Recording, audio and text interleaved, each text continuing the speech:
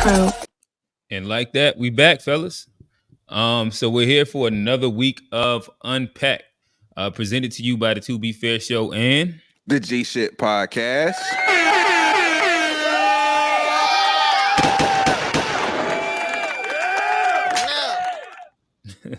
And so yeah, I guess we'll we got another good one for y'all.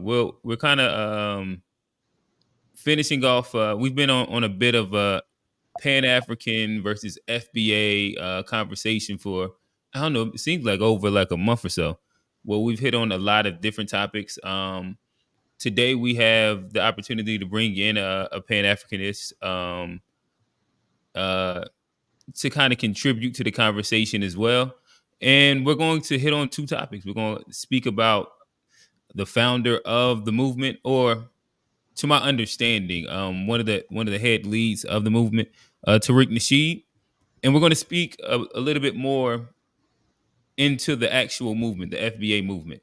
But before we do that, panel, I'd love for y'all to introduce yourselves. Top middle, right beside me. G, y'all know what it is, man. It go by G, host of the G Shit Podcast. Make sure y'all tap in on all platforms. Search GSHPOD. Hi. Johnny. What up? It's your boy Johnny P. 1/3 of the To Be Fair Show every Sunday, 4 p.m. Catch me there. Follow us at the To Be Fair Show. Let's get it. Alex, talk to us. Hey, what's up, everybody? Glad to be back. I'm Alex. You can catch me on GitHub. Trey. What's up?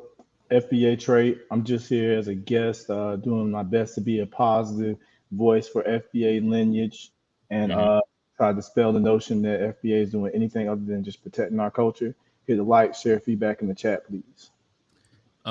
Just joined. Fresh off the press, we got Mayor of Charlotte, or what else they call you? You muted. Yo, what's up, fellas? A Black. Follow me at Mayor of Charlotte. Happy to be here. Sorry, I'm running a little late. I was on the wrong link. I was early. And nonetheless, last but not least, we have a new one to the panel. Called in last week, enjoyed the conversation. Even had a little bit of after pod conversation, and it led to the invite to the panel. We have Kofi. We'll let you introduce yourself and let them know where they can find you and your channel. Hey, what's up, y'all? Thank you all for having me here. My name is Kofi, the Black Critic. That's the name of my YouTube channel. And I'm just pretty much here just to give this. I love this panel. It's a very fair, well-balanced panel. And I'm here to pretty much give to my best of my ability. I want to call myself a Pan-African expert overall. I'm pretty sure there's people that know way more than me. But from what I do know, I could contribute a lot to this conversation as far as like what FBA is and what the fundamental ideologies of what Pan-Africanism is and what it should be and how it's for all of us and how we should embrace it. That's my point. Okay. All right. Sounds good. All right. So we're gonna hop right into it. I have kind of like a starter question for the panel. Let it get your opinion. Should there be a certain level of decorum for our thought leaders? What do y'all think? We'll start with G and go around. Man, I think the standard should be authenticity, personally. I don't like the way thought leaders intentionally put on a version of themselves publicly, and then when you kind of meet the real person, they're like completely different. I much rather people be who they are every room they step in. So, decorum is respect.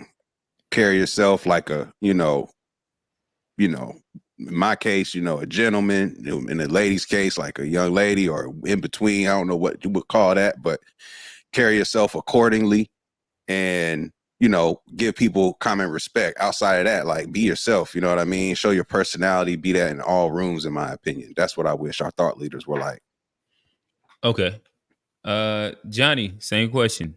Is there a certain Yeah. level of decorum for our thought leaders or leaders in general? Should they have?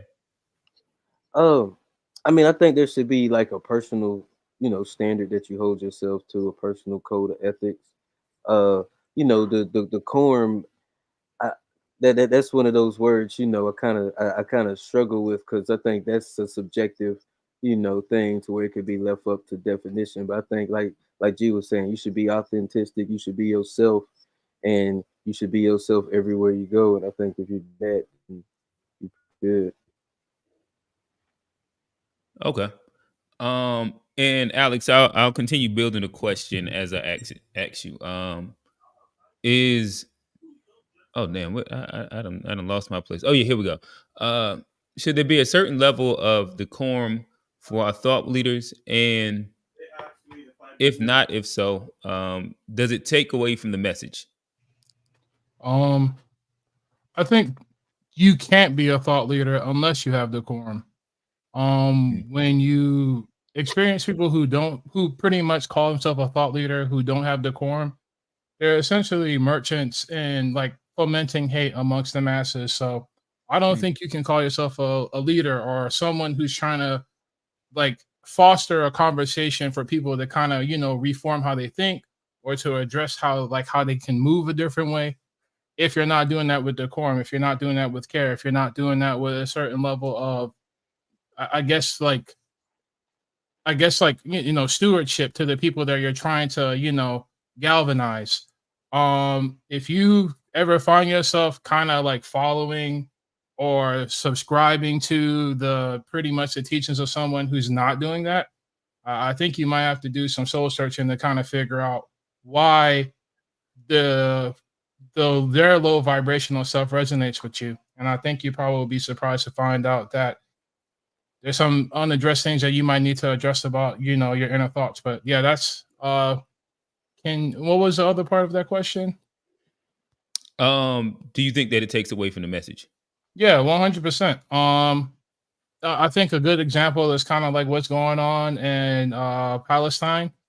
There's a lot of people, like a lot of, college students all over the country, like they're making sure not to like, although they're anti-Israel, they're not going out there like anti-Jew or anti this. Like they're making sure like, hey, like we're against the government and how they're treating the Palestinians and how they're bombing Rafah. But they're not saying like they're making extra certain to make sure they're not even slightly being, conflated with someone who might, peddle in, anti-Semitism. So yeah, 100%. You can't get people to essentially form a world around justice and peace if you're not doing the steps to make sure that everybody understands that an injustice doesn't necessarily give you the right to condemn an entire group of people. Got you. Trey, FBA Trey. Was good. Was good. I want to echo what G said and what John said. What all that really matters is being authentic. Because if a person goes out there and they just put on a face to pander or tell people what they want to hear just to be accepted, but they have to sacrifice their authenticity, then they can't be respected as a leader. And one thing I love about this show is it's another example of a voice for Black people because we haven't really always had a voice, especially since like the Reconstruction era. So when we need more people. Like the other side, they have their Tucker Carlsons, they have their Candace Owens, they have all different flavors. So if Tariq Nasheed is our Tucker Carlson, then so be it. We also have ADOS to be our advocates in Congress, and they have a little more of this decorum. So, and I don't like, was Malcolm X, was that decorum when he was calling out the devils? I mean, you just got to make it plain.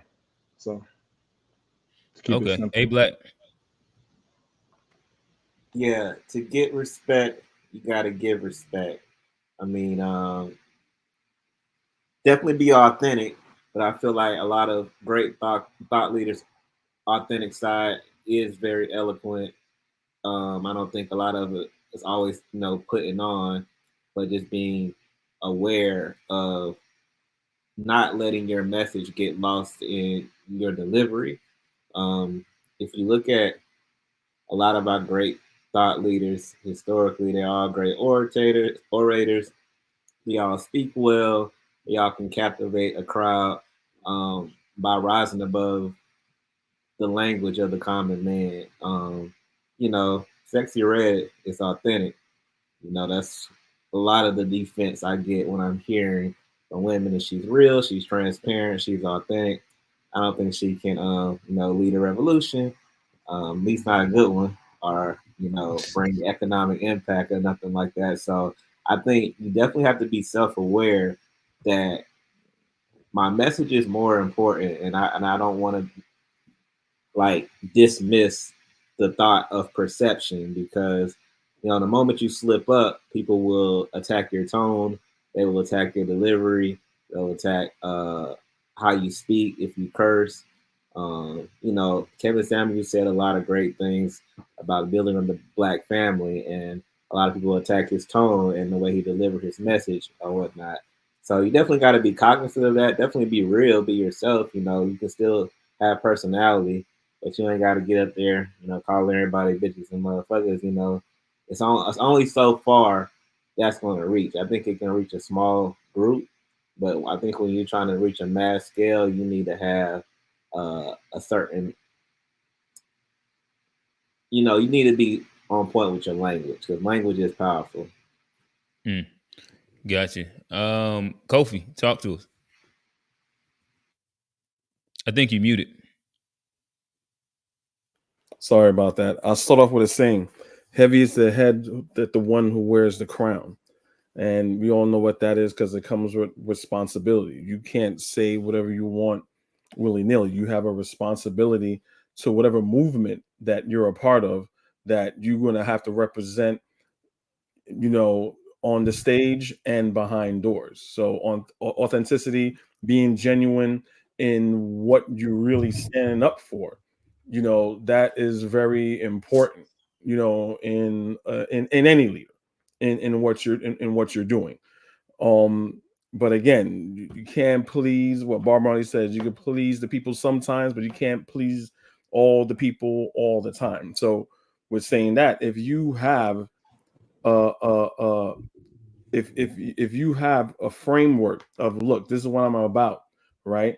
And the message and what you're fighting for is bigger than you, then it's not about who the leader is. It's about the message. You always kill a message. You can't kill a movement.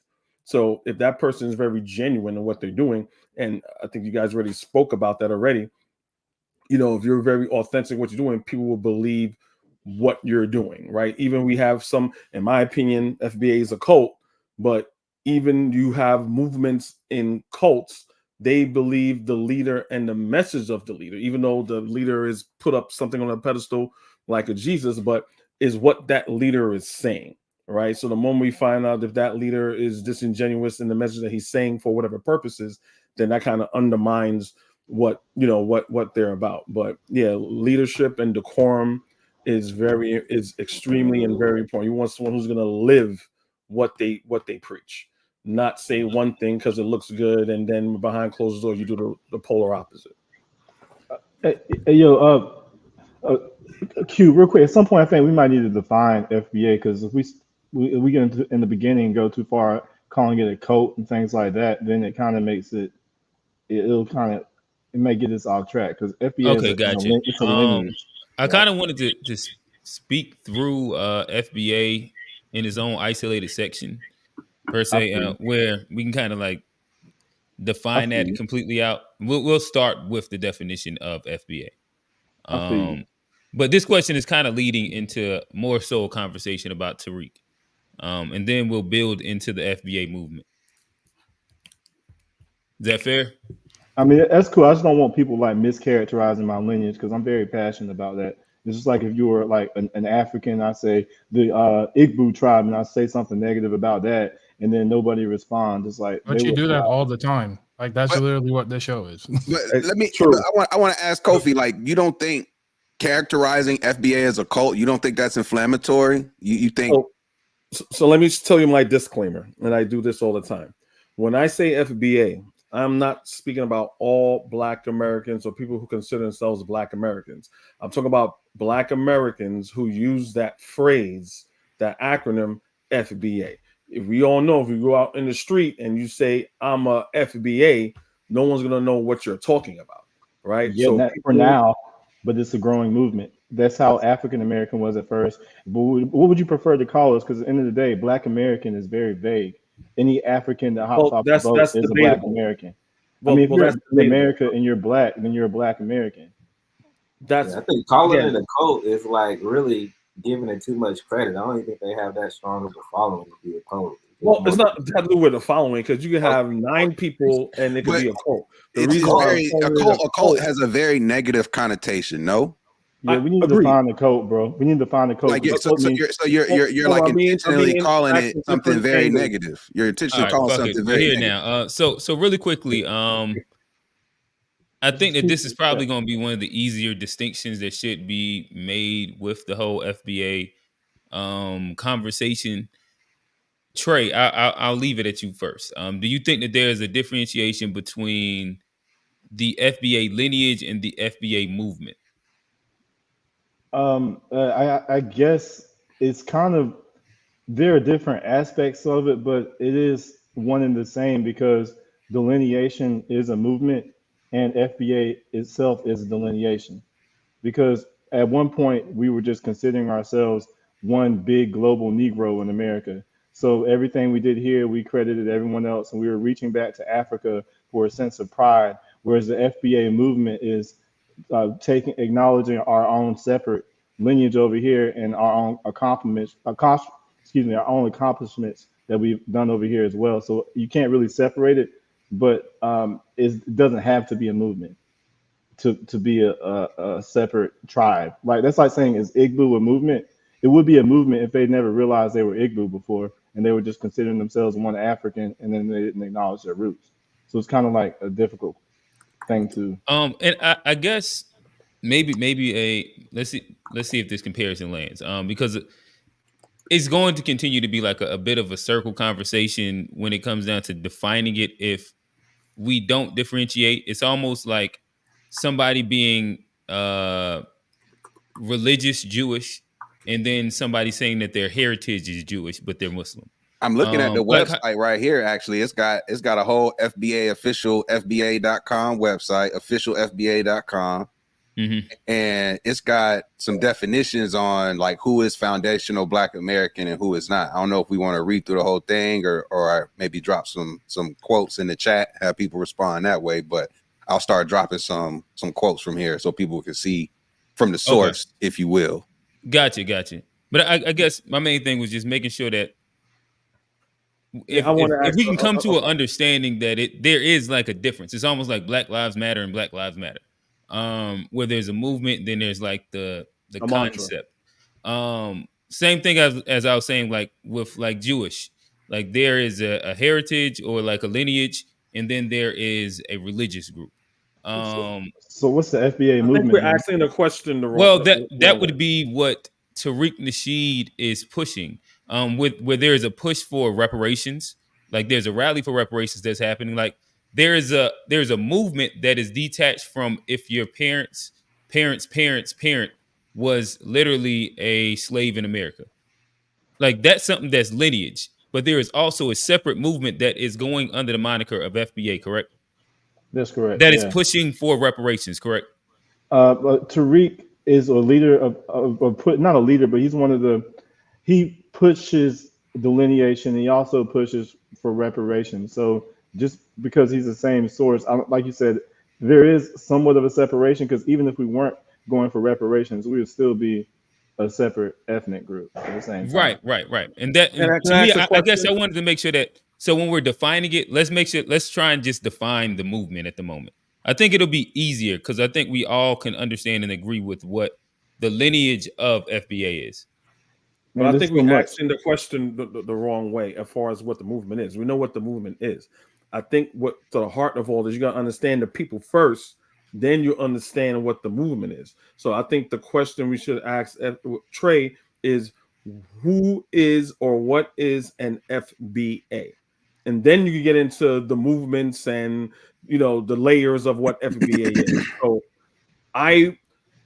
once he tells me what FBA is, I know what he's going to tell me. Then what I'm saying is going to make more sense. So if he can real quickly tell me what is FBA. FBA is a foundational Black American, and it basically means that you are a non-immigrant Black person. You were here at the founding of the United States. Your people fought in every war.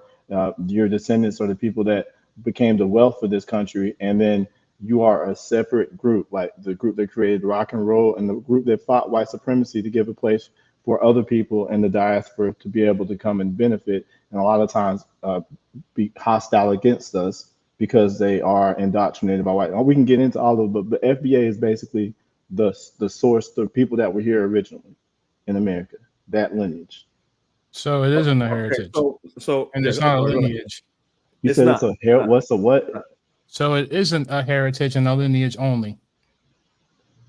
It is. It depends on what you mean, because it is that. But when you say you have more like criteria that comes outside of just where your people come from. There's a certain no. What criteria did I say? Because I'm telling you more about the people. You just subscribed you just subscribed a whole bunch of like additional things that you have to do to be within the in group. No. Those are. You can't just be like a descendant of someone. You also have to do this and do that. No, but we already did that, is my point. Like all those things I listed are part of what FBA is. So it's not like you have to. Like I said, it's more than just heritage. Those are all characteristics of an FBA. And all those characteristics let me explain are non-immigrant You Black can Americans. have German heritage simply from your mother being from Germany. That's not what you're describing. You're describing an FBA person is a person who has this and does that. I'm saying an FBA person is a non-immigrant Black American. Therefore, they did all of these things that I listed. Those aren't like extra criteria. It's one thing. It's like you're a driver. Therefore, you know how to work the pedal. You know how to use the wheel. I mean, if you don't do all those things, then you're not a driver. So it's not like I'm really confused. Let me answer why what you're saying, and you said everything that I thought you would have said, which is just what Tariq Nasheed says and mimics over and over and over again. That's not historical at all, right? And it doesn't make fundamental sense. There's no Black historian. I'm sorry? You're gonna have to go slow. Don't just say a bunch of like 10 lies and then let me respond. Can you just say one at a time? I had to sit there and take it. Right. No, all right. Let's do one of my things that you agree with. One of my things you disagree with at a time. Like, what's the first thing that I said? Well, I didn't want to cut you off because you explained what FBA was. So that's why. Can you tell me the one that I said that was the most egregious that you think you could debunk the easiest? Can we start there? I mean, all of it. But so when you say that FBA is a person who they could trace their lineage back to chattel slavery. Let's start there. Is that correct? Is what you're saying, right? No. Not all of us were enslaved. Some of us were Moors that were in Florida that weren't enslaved. Oh, okay, whatever. That still doesn't make any sense. Those are still Africans anyway, right? So says who? Says the Moors from Morocco.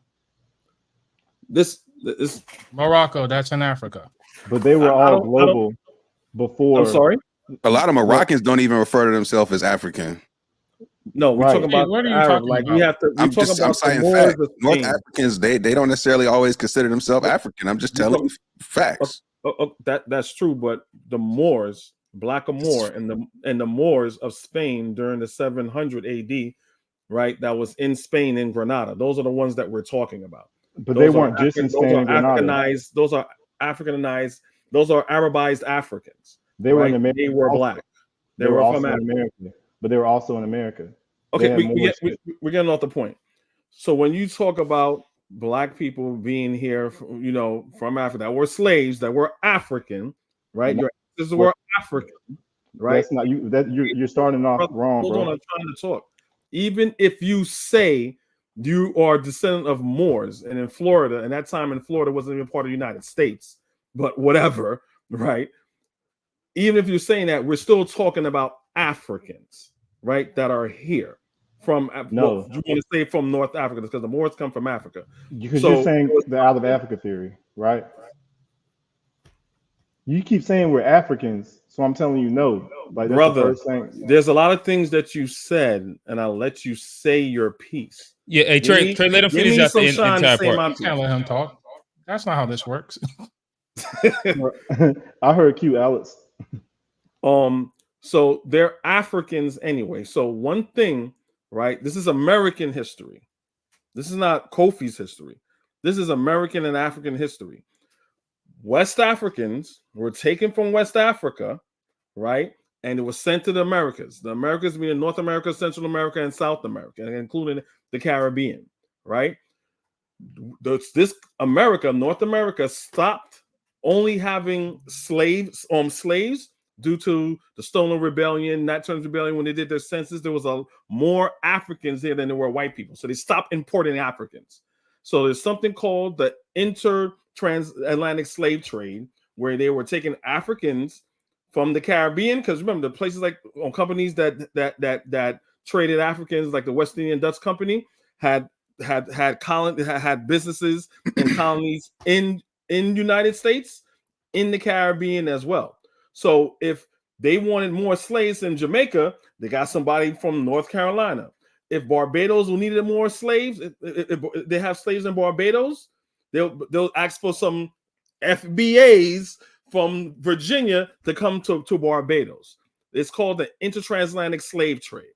So already your thing from the gate falls apart, because you're making it seem like everybody that was on the plantation came straight to America, stayed in America, and they lived and they died there. No, there was a lot of that going. There was a lot of people going on, as well as ships. So the transatlantic slave trade, it went to the Caribbean, and it also went to America. I saw a post right there that said about Dr. Henry Clark. We're getting too much. I'm paraphrasing here. We're getting too caught up in where the ship dropped us, not concentrating from where we came from. So that's one of the points where FBA is divisive and is not historical.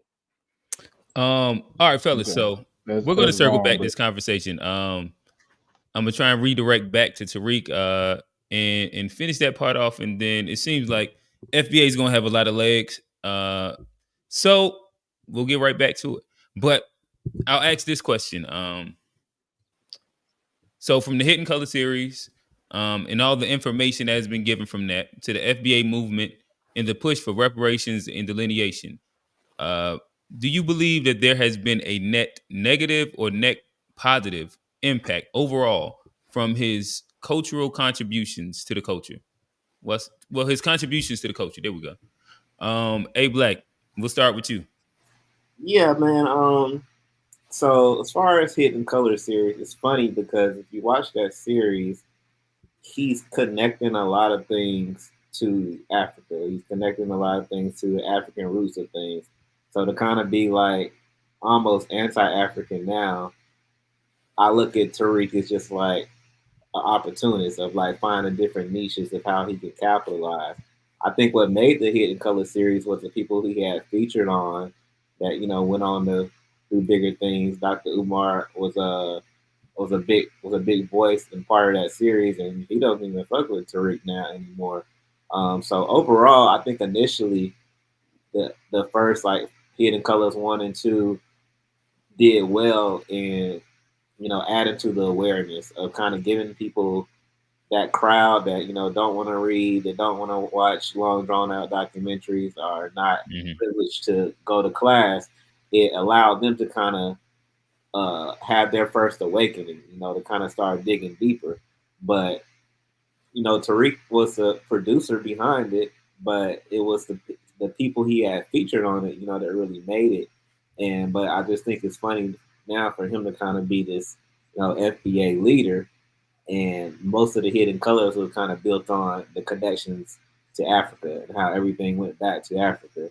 But now it's like, only America. So I think it's a net positive in the beginning, but I think it started to kind of get away from that, when they started to find out who he was. The third and fourth part didn't do as well as the first two parts, and I think it was reflective of people kind of figuring out, well, who's putting this together, and not really respecting the person who was putting it together, and kind of starting to see them as more of an opportunist. So I think initially it was a good deal with good intent, but I think Tariq is ran by money. He's a capitalist. I mean, nothing wrong with capitalism, but when it's kind of mixed with opportunism and using the black plight to come up, you go from pimping chronicles and manipulating women to hidden colors, and to now your new hustle is the FBA. It just starts to kind of get real divisive at a point, because the leader, or the so-called leader, I should say, is all over the place right now. Gotcha. I will say the hidden color tapes in, what was that? That was like 2010.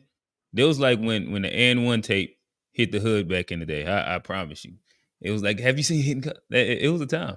Johnny, how you feeling? Thanks.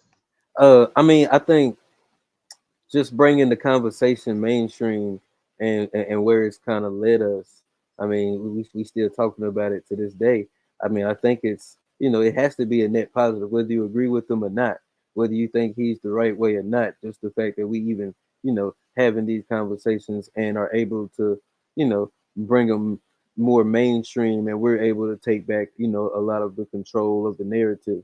I think it is a net positive at the end of the day. We can talk about, scheme, and whether we want to, be a running team or a passing team, and what kind of defense we want to run. But the end of the day, we still talking about these things, and I think that's a net positive, because we weren't before, and now we are.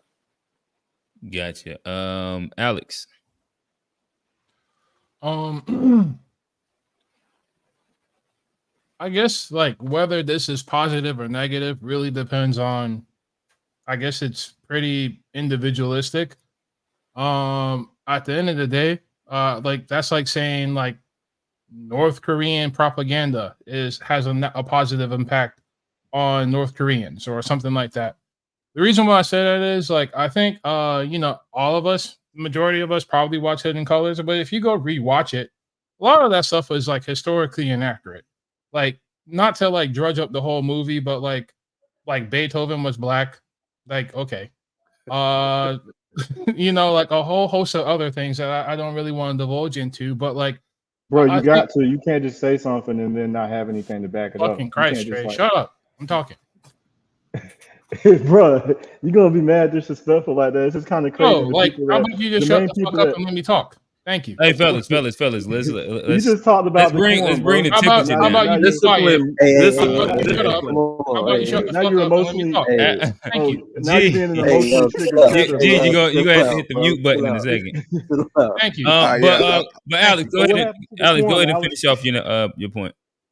Yeah, so pretty much like I think A Black pretty much brought up the point of like if it wasn't the Pimpin' Chronicles, if it wasn't him in Brazil, pretty much talking about like how he needs to go down there and get a Brazilian woman.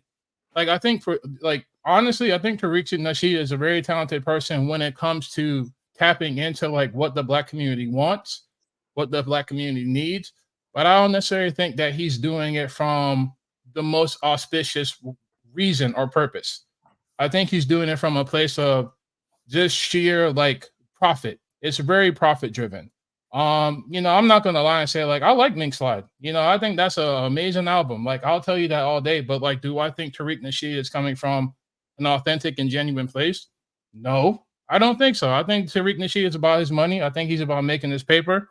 And at the end of the day, I think he has inspired something real for a lot of people. But I think to Tariq Nasheed, FBA really just stands for Tariq Nasheed's bank account. So that's all I gotta say on that one. Let me let it simmer for a second. G. Are you gonna do me like that, bro? I gotta skip it real quick. I'm gonna come to you, but I gotta let it simmer a little bit. All right, like it's Q. Just for my sake, can you just ask me the question one more time because net negative, net positive impact when it comes down to Tariq Nasheed cultural impact. So man, I think if we talk about cultural impact, it's a net positive. I think I do find it. So, I hear, so I think it's a net positive for several reasons.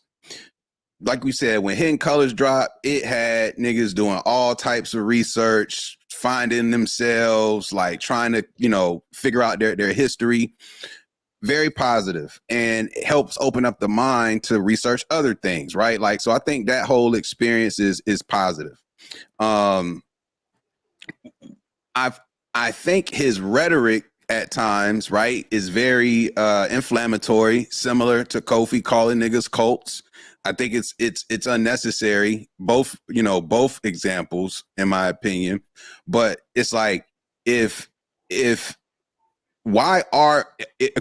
one thing to be like, it's just kind of speaking out loud, but it's like, why are people so mad at this idea of FBA, right? Like, is it just because he's talking about non-FBAs in a certain way people don't like, or what is really the problem people have with promoting this idea of FBA and making it such a thing? Like, oh, y'all are stupid. Oh, he's a clown. He's stealing all y'all money. Like, it's funny to me that how people make such a mockery of it, and I think that is what makes it more negative, because it's like, all in all, what's the, if you're not anti-reparations and you say you for the diaspora, then why wouldn't you be for FBAs getting theirs in America in a supportive way? Like, I just don't see why it's such a divisive topic amongst Black people, personally.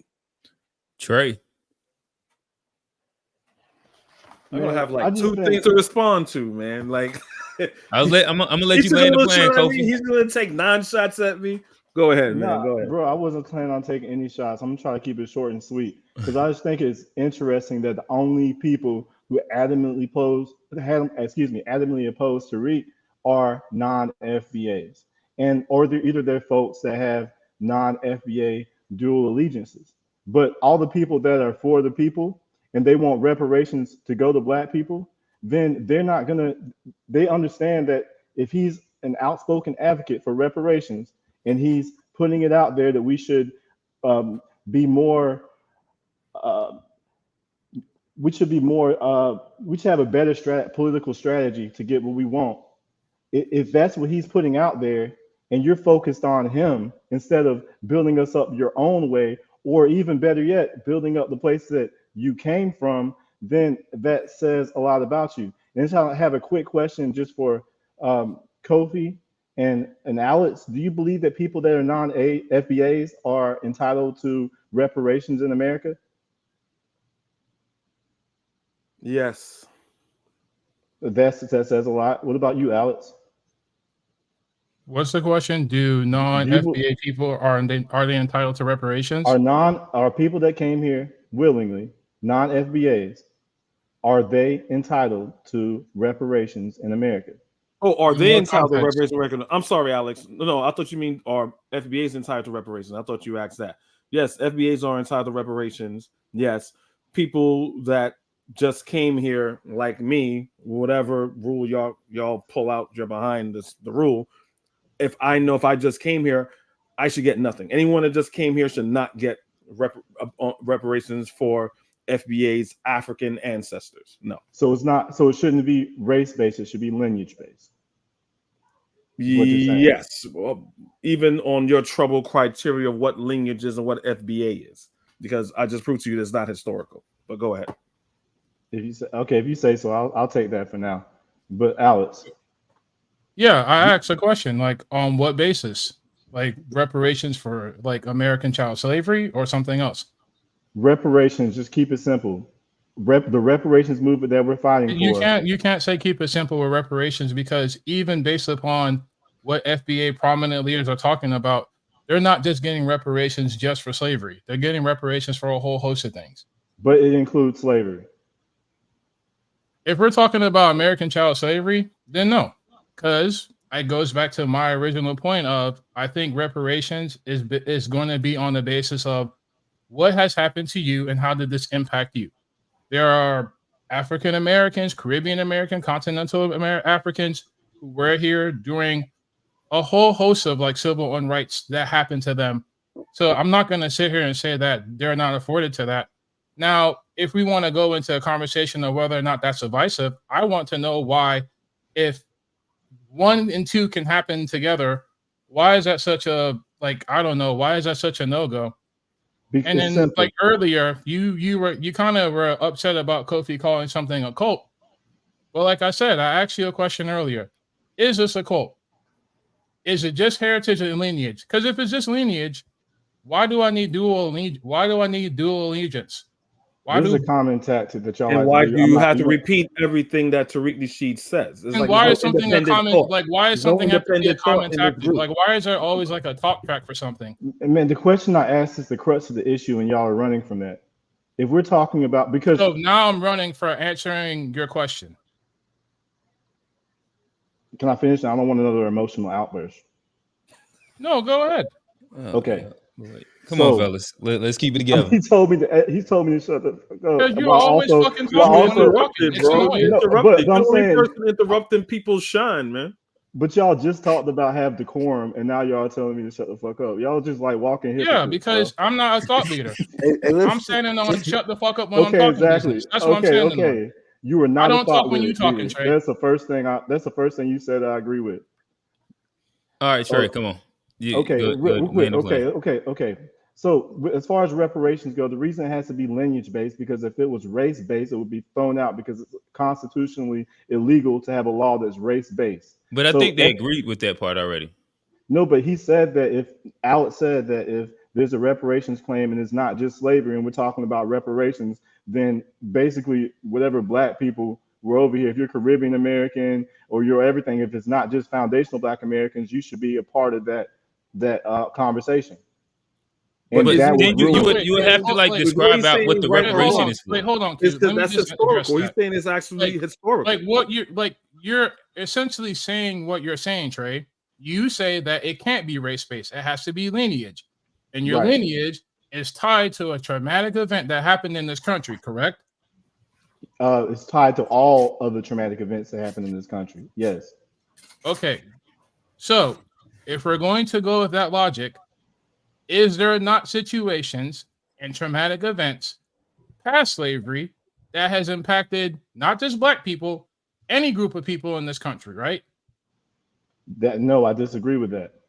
So, like first responders on 9/11, they're not like they're like descendants. They aren't afforded to opportunities based upon that traumatic event from losing a parent that day. 9/11 is such a false equivalency. Yeah, I gotta agree there. How is it a false equivalency? It's a traumatic event that happened on this soil that people actually got reparations for. Can I just interject as to why we shouldn't compare? I thought A Black was about to start lifting weights on camera. My bad. Towards it. So if we're going off of, hey, hold on. If we're going off of presidents that happened in this country, that's what we're going off of. I'm not living in a fairy tale land. Like, once again, government assistance, government reparation, government restitution has always in this country been awarded on the basis of the government trying to restore you based upon a traumatic or an injustice. So once again, we're talking about something that literally doesn't even have to be settled because it's already settled. Can I interject now? Sure. Okay. So this is just simply why you shouldn't compare 9/11 injustice to say an injustice like slavery. Okay. Slavery was an American institution. It was government. It was written in law. Like this was enforced by the institution, not just of America, but by multiple states within America having their own laws written specifically to discriminate against people based on race. The events of 9/11, we can have conspiracy talks about the inside job and so forth, but it's nothing nearly the same as writing laws and making sure that a certain people are subjugated in this way over generations, hundreds of years of intentionally holding people back. So I feel like I'm not, I would never talk down on anybody's experience who lost a loved one in 9/11. But if you look at that relative to the institution of slavery and how blacks have been treated in America, that is a merely a snapshot compared to what Black people have gone through in America. So that's why I'm saying these in the terms of what America owes somebody, what America owes Black people because of how America treated Black people is different than what America might owe victims of 9/11 because they let 9/11 take place. I see those as different things. Yeah, if I'm to interject a little bit, maybe try and like bridge a bit of the gap. I still don't think that anybody is saying that reparations for slavery is not due. Is that correct, Kofi and Alex? Yes. Yeah. Yeah. Right. So I don't think that his point was to make a comparison between slavery and 9/11. More so, it'd probably be like redlining in 9/11 or something like that, like a different Yeah, like event that would have impacted people of color throughout the duration of America that was after slavery.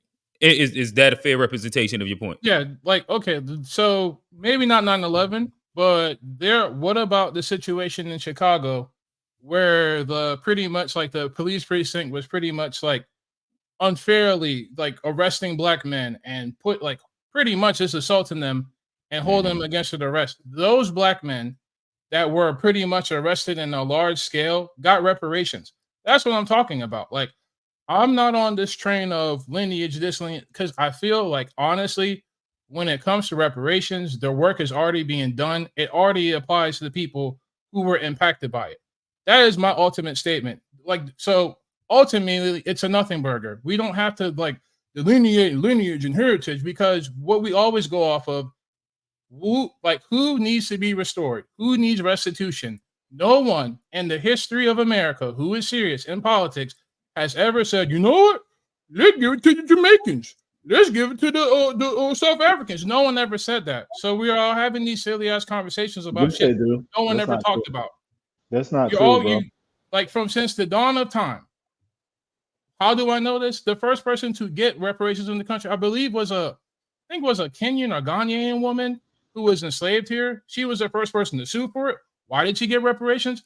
Wasn't because her people came from here. It was because something happened to her and they needed to restore her and they needed to give her restitution. So it's really a nonsense conversation to always talk about lineage and heritage because the last time I checked, if you can prove that you are a descendant of someone who's been harmed, who's been suffered an injustice, who needs restitution, that's all it needs. I don't need to know that your people came from Louisiana or New York or any of that stuff. But that's what I'm talking about. But go ahead, Q. Oh no, I was just going to throw it to Trey. Do you see how that evokes hostility? Like, if I were to go to some nation in Africa and tell them that, oh, we don't want to hear about you being Igbo. We don't want to hear about your tribe. All the other tribes that we want to tell them we don't want to hear it. Do you not see how that would trigger them, tick them off? And then here you are telling us that we don't need to make a distinction Who's of us? our own lineage. Hey, y'all Foundational make sure Black both of y'all Americans. allow each other to finish out the entire statement before I'll retorting answer. to things. Y'all also both do this where y'all ask like rhetorical questions within like your entire statement. Let's try and allow each other. If not, y'all gonna be cursing at each other again pretty soon. Man, So let's I keep it. wasn't cursing at Alex, bro. That was one way. Only cursing I did was repeat what he said because I'm here to keep it civil and have a constructive, intelligent conversation. And I'm okay to force some back and forth as well. So you said, who is we? We is foundational Black Americans. That's my tribe, Okay. with my lineage in America. So if somebody comes from Jamaica or somebody comes from the continent and says, no, you are African, and then they want to tell us that we can't delineate, then I feel the same way that they would feel if I go to their homeland and tell them that no, you're just not your tribe, you're just one big African, even though they had entire civil wars against each other. We've never done anything violent to anybody else as FBAs. We don't know FBAs, we aren't out there jumping people because they're not FBAs. Like, we're not even advocating any of that. Meanwhile, on the continent, that happens all the time. So I think a lot of this, people are just used to FBAs in America being groomed to turn the other cheek, which is, we picked that up in the plantation. We've allowed them to be like walk all over us. So then immigrants come over here and then they think that they can do the same thing. And I think what Tariq Nasheed is waking up is, we don't have to do that. We don't have to take the high road. We don't have to turn the other cheek. We can give back the same energy that we're receiving. And if you come from the continent and you're not on that, then you are our brother. and we love you. And I think Tariq says that multiple times. All right, Ken, a lot happened. I don't know where to start. I'll start with FBA Trey. So another thing, from the beginning, this whole thing with delineation. If my mother was born in North Carolina and my father was born in Georgia, I can't say, no, I was born in China. I'm going to delineate. To me, that just sounds retarded. It makes no sense, right? And this is why I say I don't want you said you were born. I don't understand FBA delineating from their DNA and their history. My bad. Can you say that example again? I don't know. It's like me saying, if my mother is from Virginia and my father is from Georgia and they had me, and I say, well, I don't want to be a Black American no more. I'm Chinese. I'm delineating. That makes no sense. You cannot delineate from your DNA.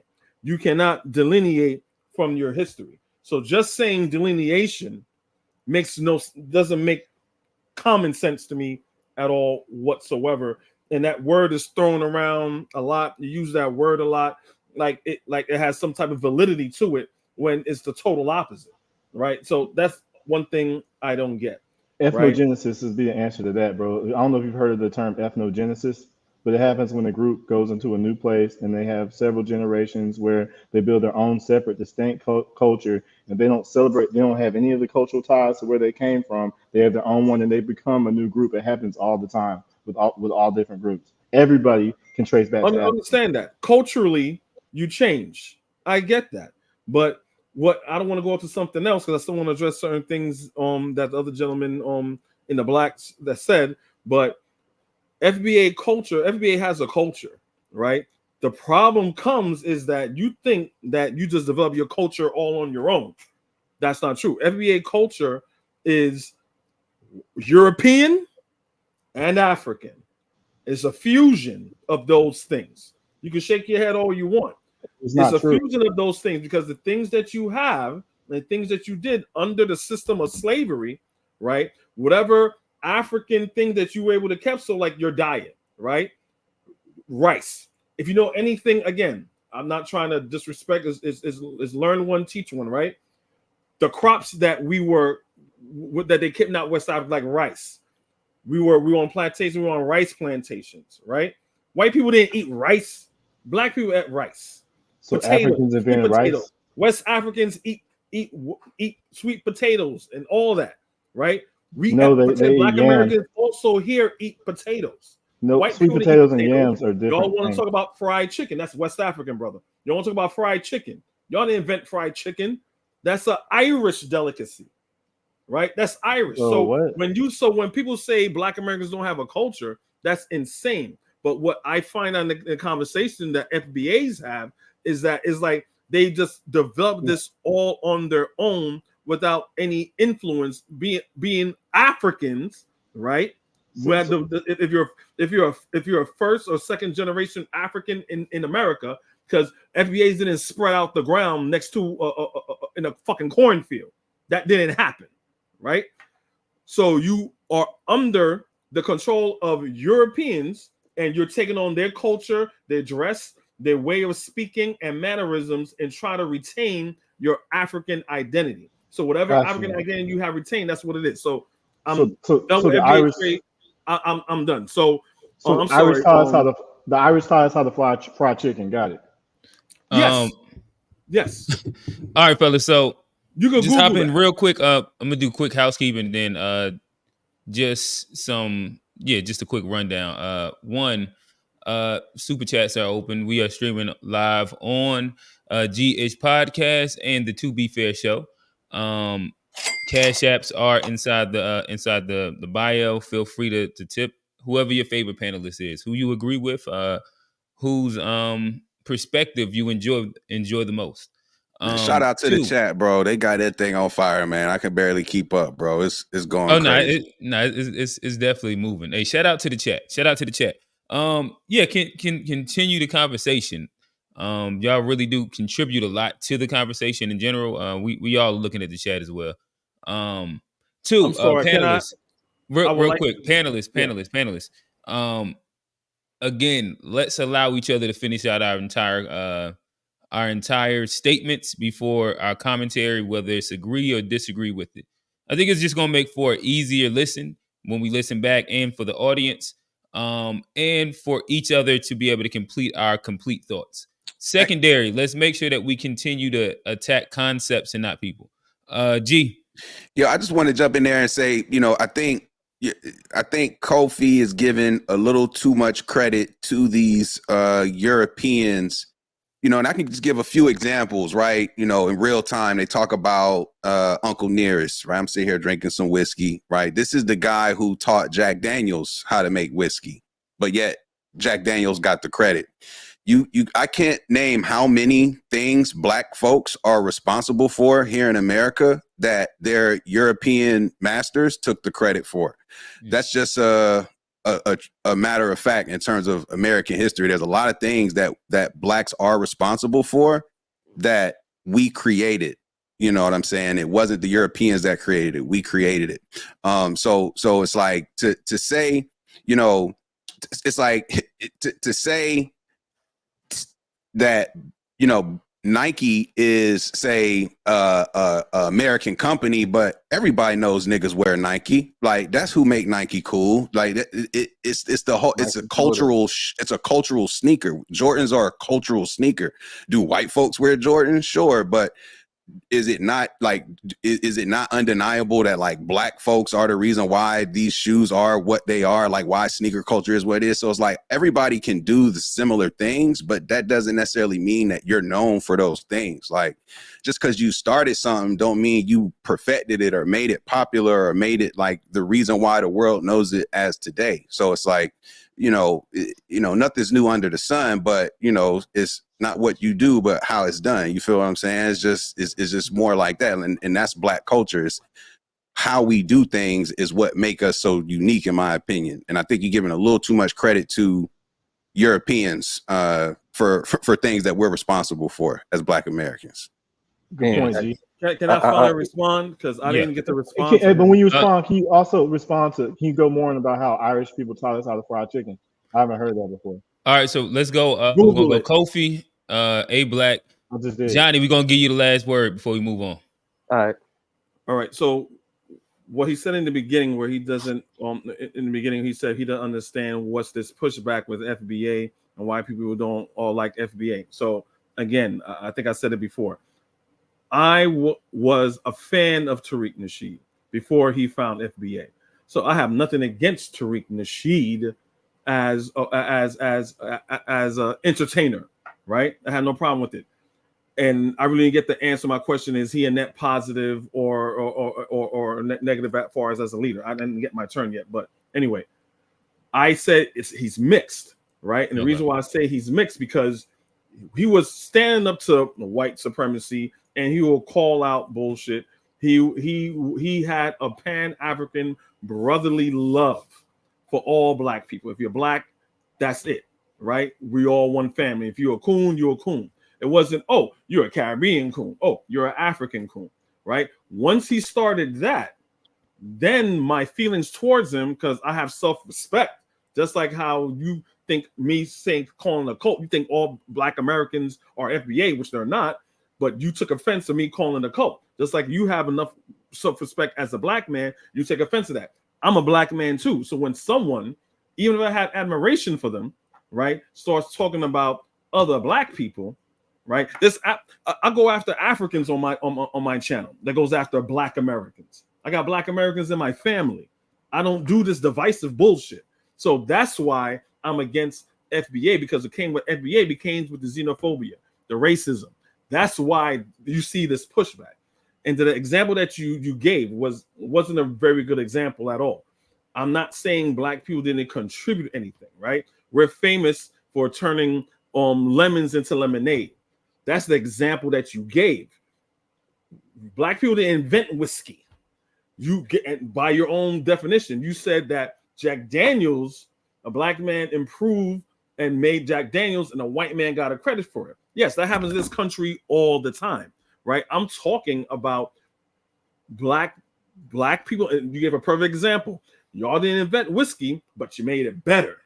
Right, the filtration system. It's the process. It's the process in which the whiskey's made. That's what makes it what it is. So I mean, we want to get to the nuance of what makes Tennessee whiskey. Do you know what makes Tennessee whiskey versus Kentucky bourbon? Whiskey is made with versus Scotch, Ireland and Scotland.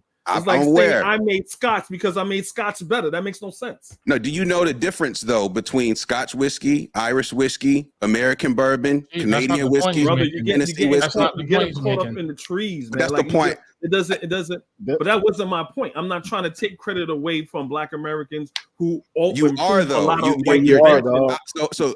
You're saying just because they didn't invent whiskey, that what they invented within whiskey doesn't have any merit. No. No, that's not what I'm saying. This is what he's saying. You gave a bad example. Like it didn't sprout up. Just like how Adam gave a bad example about 9/11, you're giving a bad example. I'm saying Black Americans have an African culture and an American culture, right?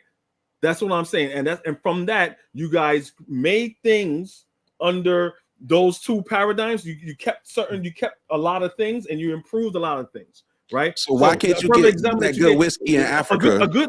This is what you need to do. A good example would have been George Washington Carver.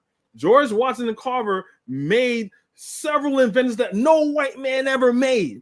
That would be a perfect example of Black American genius. I get what you're saying. Because he made things with that no one made. It didn't come from Europe. It came from the mind of George Washington Carver. You saying, well, I made whiskey because I made a better version of it, makes no sense. That's ass backwards. That's not true. It makes sense to us, bro. So what's the Black man in Ireland and Scotland that made whiskey? Go. Again, there is a process in which whiskey is made. I'm not talking about the process. But then you don't even understand what you're talking about. Hold on. Let me jump in. Like, we all kind of around the same age, right? When we were growing up, like, if you told me about a Cadillac Escalade, the first thing I'm thinking of is Frontmaster Flex or Shaquille O'Neal and how they would trick out their cars. Although they made those vehicles popular, although the extra sauce that they put on them is like, oh, I want a Cadillac now. I want an Escalade. We're like, you would be silly to say if Black people invented the Escalade or Black people invented the Cadillac. We didn't invent that. We made it better. We made it more prominent. But ultimately, our culture this is not a 1-for-1 at all, because I'm not saying Black people. Okay. Oh, now you get the nuance, G. No. What y'all don't understand what whiskey is clearly, because there is a difference between Kentucky bourbon. I don't know shit about whiskey. You know what I do know about whiskey? Niggas didn't invent it. That's a fact. Hey, fellas, it sounds like we about to get hung up on this. And nigga in a kilt made whiskey. So I know. So, Kofi, responsible for Tennessee whiskey is what you're saying. A Black man is not responsible for what we know today as Tennessee whiskey. You're saying it while you're saying That's what you're saying. I'm not saying you're saying it while you're saying it. Whiskey was improved into Tennessee whiskey, right? And I also said that's what makes Black culture. I said that's what makes. You're saying it while you're saying it. That is a form of whiskey that did not exist. Like what part of this don't y'all understand? Like made it better. That's what I'm saying. Black culture is. Did I not say that from the start? Black people say things and make it better. Hey, fellas, gave an example. Hey, fellas. Did I not say that from the start? G, you said it. Fellas, listen. Right now, this is like a classic example of both people talking past each other. I could literally just define out where both of y'all are talking about past each other. But it doesn't make a difference because y'all gonna get back to yelling at each other about whiskey. Let's move on to this video I got. Oh, my bad. We got A Black and Johnny. Land the plane really quickly. Yeah. As long as you have non-whiskey related commentary. I'm drinking water tonight. A Black, you muted. Oh, my bad. Yeah, I would just kind of say that I was getting what both sides were saying. Like what I get what Kofi was saying is like Black culture is basically innovation, right? You know, we were put here, our language, a lot of our things were stripped from us, and we're in this barren land. And the only thing that we have is our knowledge of what we brought from Africa and what was secretly passed down to us. So from around that, we were introduced things and we innovated them and made them better. Some things were original that we created, but what makes the Black American culture so distinct and different from the rest of the world is that we were inserted into this diverse area there where no other homogeneous melanated people really experience the diversity that we experience. And so we took everything around us and we used it, we made it better, we inserted our African influence, we took the European influence, and like that is really the essence of Black culture is innovation, you know, from Is European influence? My bad. I'm a bad. no, it's European is one part of the influence, but it's African influence, it's European, it's Irish, it's all of the different cultures that we're surrounded at based on the different region that you're in. It might be Italian or Puerto Rican in the north, but it's all of it. This is the melting pot of the world, you know. And what we do, we put the best seasoning in that pot. Like we take everything and we are make the pot. That's Hey, can I round it off? I was saying. I was getting what both of y'all was saying. Like, Yeah. Hey, fellas, hey, Johnny, so I'm gonna let you land. Again, two things. There has to be a part where if I'm gonna moderate, y'all have to like step back when y'all get into like y'all shouting matches. Two, again, if we disagree, let's write down our disagreements. And allow people to finish out their complete thought. Johnny. So like here's where I'm at, having kind of listened to the whole conversation flesh out. I think I think there's valid things on both points. I think we do have our own distinct culture here based on the circumstances. I think a lot of people get like it misconstrued where yes we did have like influences, but I think a lot of people underestimate our influence and what America is to this day and our contributions to not only just Black culture but American culture. A lot of that comes from what we've did. I think the same influences that make y'all question what we've done here are the same influences if you go to Africa. I think the same relationship that FBA has with Pan-Africanism is the same relationship American white supremacy has with colonialism. And I think those are two things that are very similar but different, just like Pan-African culture and FBA culture are two very distinct and different things that are, while related, not the same, but we could use those to work together the same way colonialism and white supremacy works together. Can I ask a question real quick, Q? Because based on what Kofi is saying, I just want to make sure I'm understanding the logic. You would describe Caribbean culture exactly the same. Is that correct? The same as what? The way you describe Black American culture. More or less, yeah. What would be the more or less? And this is what I think that a lot of people don't understand. Again, I'm not saying I know all, but have you ever read the book? Hold up, but I want you to answer my question, please. The way you describe Black American culture and how it's created and how you reduced it to what you called it, wouldn't that same logic apply to Caribbean culture? Is that yes or no? You said more or less. It's not a reduction. It's not a reduction. That's what it is. And yes, because again, it's the same white people. Y'all thinking it's different white people. It's the same white people that whipped your ass, whipped our ass. You was picking cotton, we was cutting cane. It's the same people. So can I ask another question? Same situation. So can I ask another question? Sure.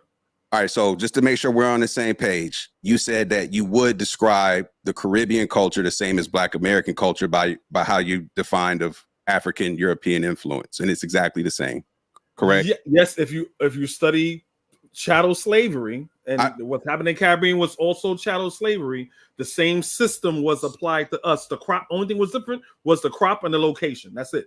And the form of colonialism, but that's another conversation. My follow-up question is though, then why aren't the cultures the same? You live in the 13 colonies, which is a part of colonialism, but okay, go ahead. It's different forms of colonialism, but my question is, if they're so the same, then why aren't we the same culturally? Specifically what? I mean, I can answer that. So even the Caribbean, you said Caribbean and blacks were like by definition, it was all the same cultures. But when you look at the reality of Caribbean culture versus Black American culture, I wouldn't say they're the same. Would you agree with that? Due to the history. So to me, that's like. But the history that you said was the same, right? Hold on. Wait, it's like saying, be asking loaded questions. You gotta at least let them talk. It's like saying, was the history in Virginia where Black people were the same history in Texas where Black people are?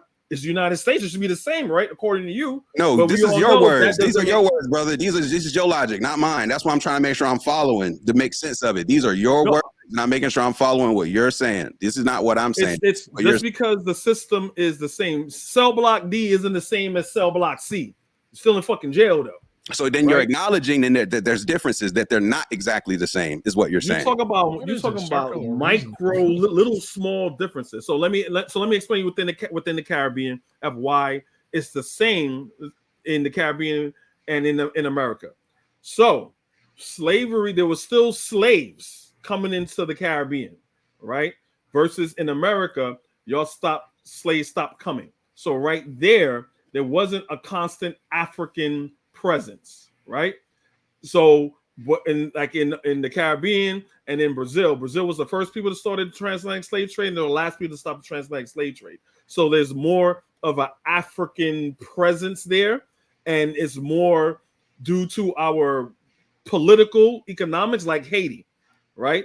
Haiti, they had the first successful and only Black revolution against white people, right? But that's due to where they are. It's an island. Same thing in Jamaica. They had the Maroons, right? They were able to fight white people off.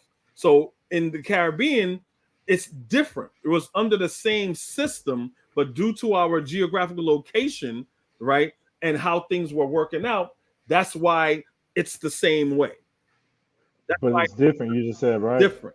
My bad. But in America, it's different. The challenges that you have, that's like me saying, I would never say, well, like Tariq, she like to say, we always fight. We don't run, whatever. But that's like me. If I was disingenuous and being a bastard, I'll say, well, you guys don't got your freedom. Y'all still under the yoke of white supremacy, right? That'll be fucked up to say, because the history and the geographical location and the things that you have to fight are totally different. So it's two things could be right at the same time. You lost me. You lost me. You lost me. So I don't understand how I lost you. because your logic's not logicking. It's like wait, hold up. Hold up. Just real quick. Like, are we sitting on this podcast and acting like brothers and sisters from South Carolina are locking step with dudes from like Compton, California?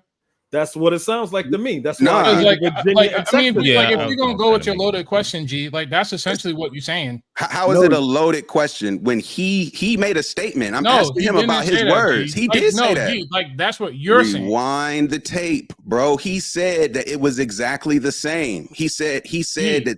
No, I didn't say it was exactly the same. I said it's different. Two things can be right at the same time. Hold up. You said it was the same, bro, or you did not. This is what you're saying. Well, I gave you an explanation of how it's different in little nuances. Of course, it's not the same. That's why I said you could have someone from Virginia, Black people in Virginia, and Black people in Texas are two different type of people.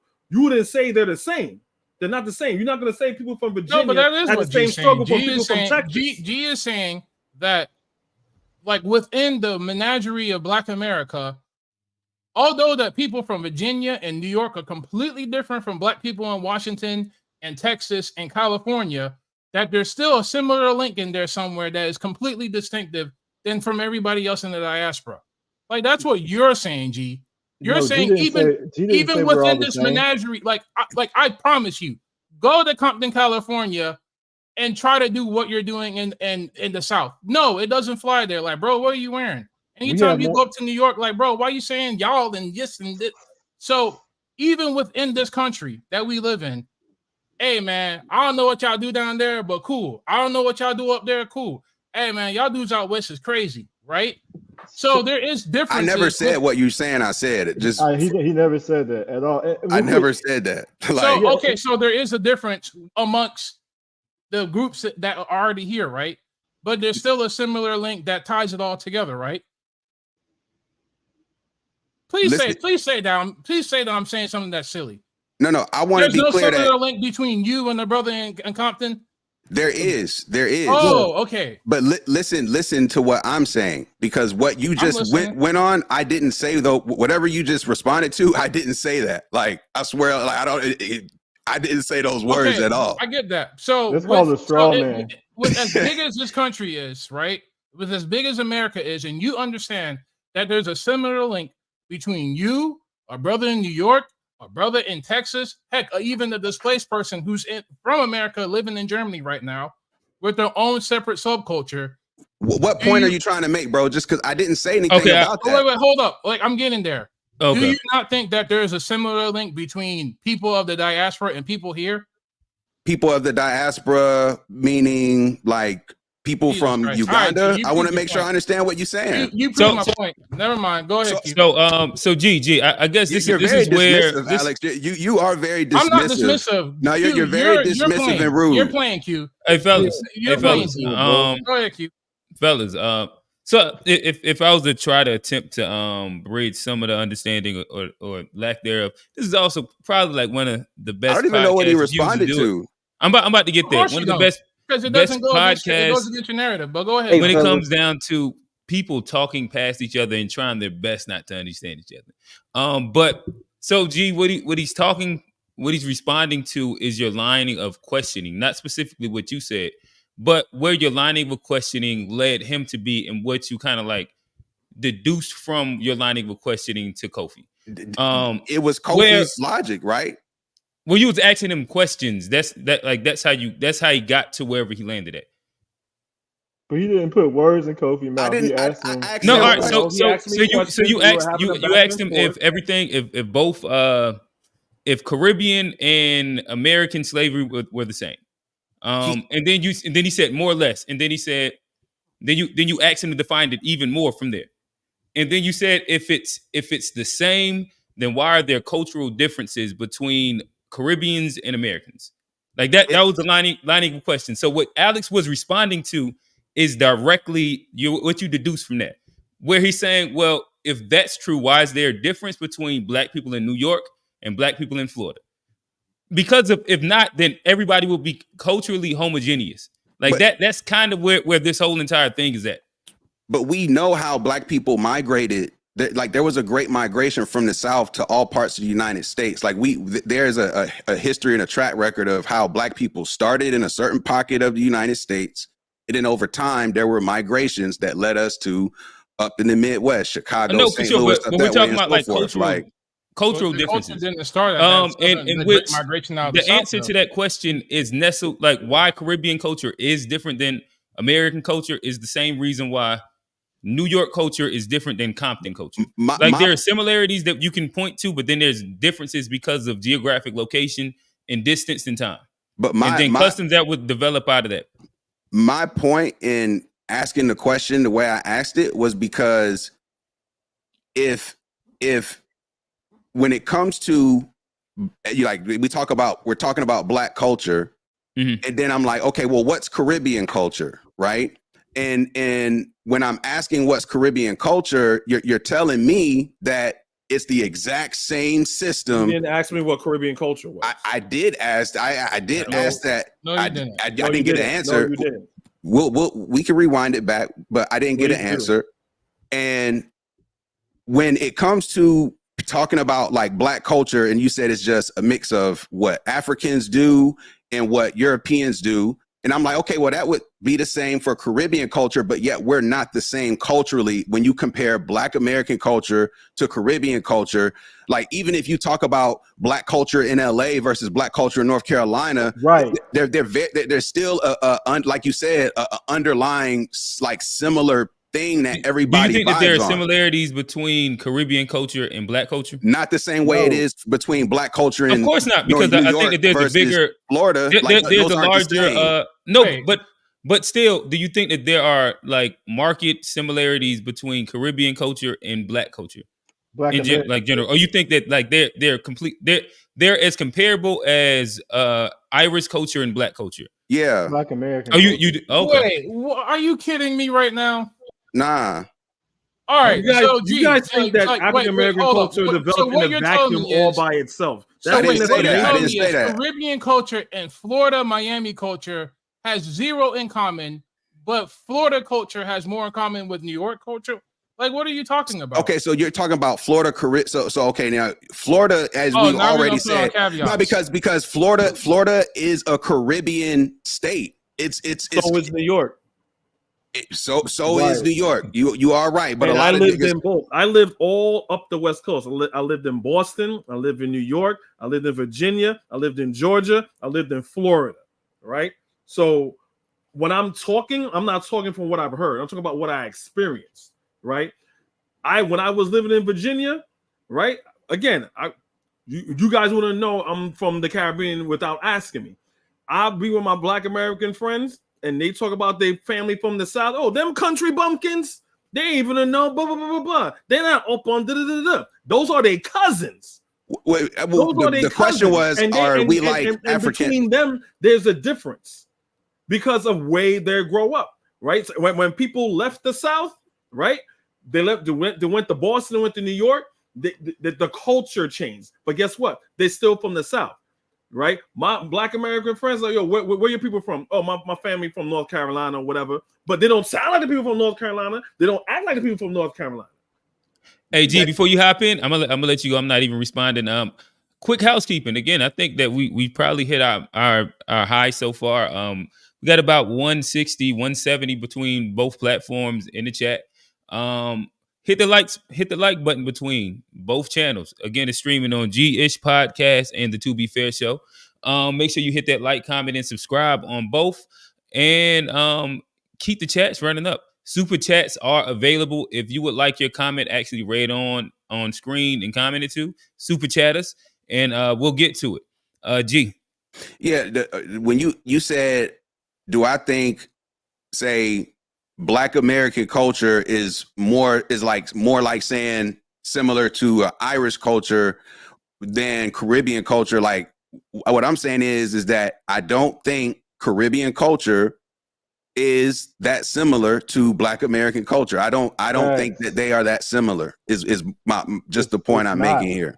So, whereas if you look at Black culture across the United States, there is way more similarity between Black culture throughout the United States than what we would call Black culture in the Caribbean. And you're not going to define Black culture in the United States by the state of Florida, bro. Like, you're just not going to do that. Well, I'm going to ask a simple question. Do you think, hold on, do you think that the Black culture in Toronto and the Black culture in New York is more similar or less similar than the Black culture in New York and the Black culture in Texas?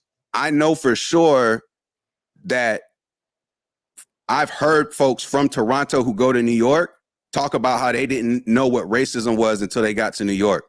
And so what I'm saying is that because we are American and because slavery was spread from New York all the way to Texas. Gee, that's not what I asked you. I'm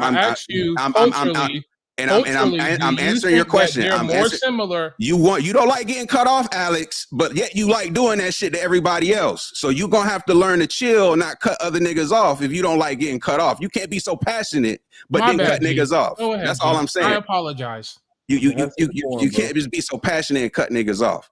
Because of what I understand about from people who are from Toronto themselves, it is, I would say that the Black culture in New York is more similar to what you would get in a Black neighborhood in Texas than you would in, say, a Black neighborhood in Toronto. That is my opinion.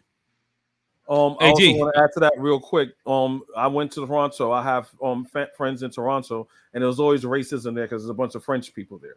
So the racism wasn't imported from the States to Toronto. There's a lot of racism in Canada. I'm just telling you what the Canadian said. Gotcha. I'm telling you what a Black Canadian said. Me too. I mean, like, I'm just telling you what I heard. Well, it sounds like y'all both going off of, what is it, anecdotal evidence.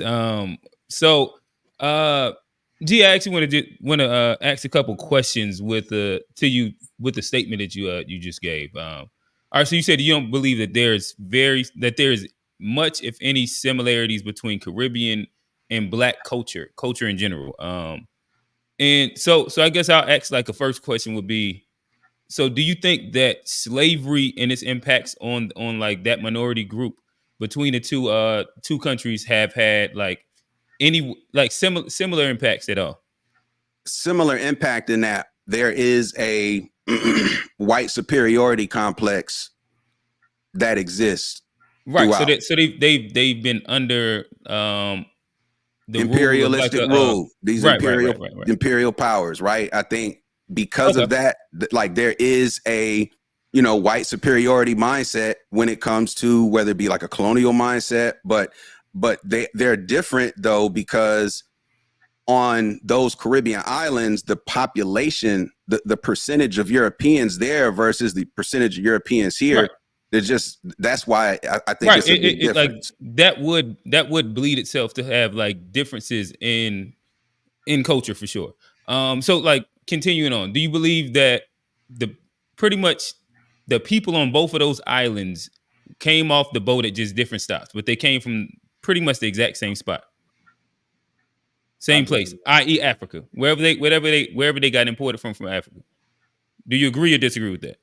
I do acknowledge that that's possible, but I also acknowledge that slaves came from one island and were shipped to North America. Like the transatlantic movement of slaves is a real thing. I've never disagreed with that overall statement. Just a quick. All right, so in essence, the answer to that would be yes, right? Yeah. So, do you believe that any of those customs could be seen to this day, or remnants of it, i.e., whether we talk about like soul food, and there are market similarities between some Caribbean soul food and American soul food. Whether you want to change out yams and sweet potatoes, whether you want to talk about macaroni and cheese, you want to talk about fried chicken, or the way the chickens like there are market similarities. We look at dance. There are market similarities between Caribbean culture and Black culture that any other culture that you want to like go to, it doesn't really exist specifically. Like if you say Irish or something like that, you don't count any of those as like similarities when it comes down to cultural? Sure, we can say that there are some similarities. I just don't think they're more similar than they are different. I think that there are more differences than similarities. Are there? So what do you think like the biggest differences are? I just think in general, the mindset of a Black American, the way that Caribbeans often treat family is different, in my opinion, than Black American standards. Caribbean families are often more like keep it in the family than say Black Americans. I think Black American families are more like, okay, you 18, you get out the house. Black American families don't necessarily expect moms to move in with them and stuff like that. That's not, some do, but that's not really a cultural standard in my opinion. Whereas when that's you look, what you mean by keep it in the, okay, got you. Yeah, like, but when you look at like Caribbean, so what you're saying, they're more family oriented than Black Americans? I would say that they have a different view of their family structure than Black Americans. Now, I'm going to say more or less family oriented, but I just think that they view family different than how we view family. Okay, so aside from like the family piece, is there any other differences that you could think of, like major differences that you would lean to say that they're not very similar? Yeah, I would say, like, again, I would say because these countries aren't like America isn't the Caribbean. So just off the fact that like we are what shape American, like we're not the same. Like we have free markets, enterprise, we've had Black Wall Street, like we've thrived as minorities, whereas these people have been majorities in their lands. Like it's just it's a different mindset and approach, in my opinion, when you are growing up somewhere as a minority versus when culturally you are the majority. That in itself just speaks to like how we're different culturally. Gotcha. I guess maybe we have to redefine culturally, because I guess I'm usually thinking of like music, food, literature, and like the revolution. Like one thing that G said, like keep it in the family, like maybe like some of the brothers and sisters that you probably know, G, but like I can honestly say that my mom, my aunties, my uncles have all shared the same opinion. Nah, you 18, you gotta get up out my house. That is a thing. Like that is not like. So you're Caribbean? That's being amalgamated to American society. That's the rule in American society. And no, like even back home, like, hey, like get out. Like that is how everything is. Like I understand what you're saying, G, but like I don't think that we can go off of like pure anecdote because it could easily just be like, well, that's not necessarily the case for anybody that I know. So I think what ultimately I want to say is like if you're trying to find differences, you can find them. Whereas if you're trying to find similarities, I think there's a preponderance of them, more than enough to kind of understand where there is a link and what we can build upon moving forward. But that's all I had to say. Let me respond to also what he said. He said, and this is another FBA trope, right? That he says, well, we're under colonial rule and we worship white supremacy. And I think we had this conversation last week. And again, it makes it for you to point the finger. You got 10 fingers pointing back at you. Again, I'm from a historical standpoint, we're under white supremacy control, right? And this is where I spoke about the white supremacy in those countries is proximity, right? We don't have a Trayvon Martin.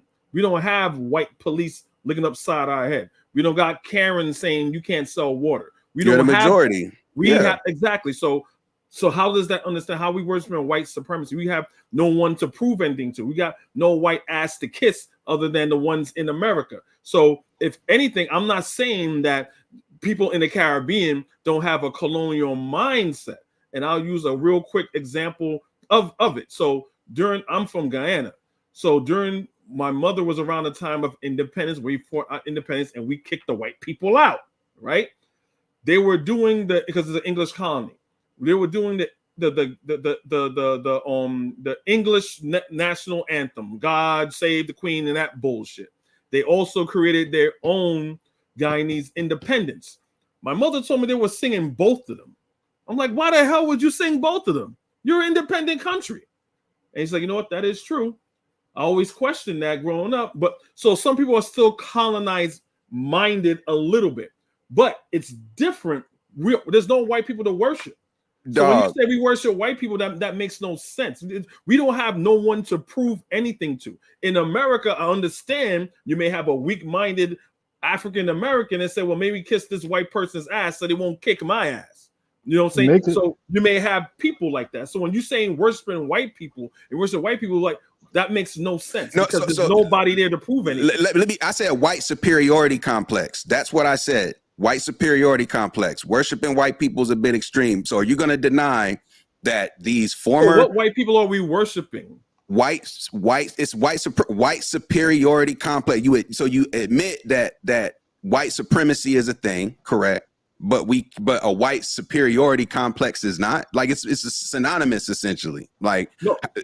Well, what again? What you're saying is true, but at the same time, when you say that, I'm looking at the where you're coming from the perspective you're coming from. You're only coming from a Black American perspective. What makes you say that? What makes you say that I only have a Black American perspective? I have two perspectives because I'm from the Caribbean and I was raised here, so I have two perspectives, right? That are of a lived experience. So when I go to Jamaica and I go to Guyana, I don't have to worry about someone proving something to a white person or do anything like this. Hardly any white people there, right? Is the mindset still there? A little bit colonial mindset up to this day and age? Not really, no. But if you go to America, there's a lot of you got your Jesse Lee Petersons and all these other coons that are just doing it. So when you say from your Black American perspective that an independent, free Black country worships white supremacy anyway, is a very because you still bow down to your British daddy. Yeah, bro. There's still you still lay down to your French daddies. Yeah, like what are we talking about? That's these people. Okay, we're going a little bit ad hominem, but it's okay to be in your feelings. All of your resources. Number Bro, one, you're talking emotionally because number one, it's not a French colony. You're not listening. There's a lot of French colonies in the Caribbean. I'm talking about my perspective. Stay on point. Jamaica is still part of the country British I'm from Commonwealth. is an It's still independent part of the country. British Commonwealth, bro. It wasn't always independent though. Since the 60s, right? And I have an embassy, and there's a part of the United Nations. You don't have an embassy because your embassy is America and your white daddy. So don't play with me like that. See, all right, hey, fellas. There you go. That's why I'm the FBA killer. That's why I'm the FBA killer. You got AG. AG. Yo. Yeah. Let's take a quick break. Share screen, and we'll get into this. We need a quick breather, quick break. You my brother anyway, G. You my brother anyway. If you don't think I am, you my brother. Man. I don't know. That sound. Hey man, you sound very passionate that you don't fuck with niggas, bro. That's what you sound like. Ruckus right now. I don't fuck with niggas. I fuck with black people. You're right. Yeah. We can be whatever you say, but you know, I think I'm seeing through the mask right now. Right, G. You think Jamaicans are better than us, bro? You said you were FBA killer, whatever that means. Like, right, this nigga bang, don't he? I didn't know this shit was a gang. Like, oh my goodness. That nigga King Von. You got the you said pull up this the joint.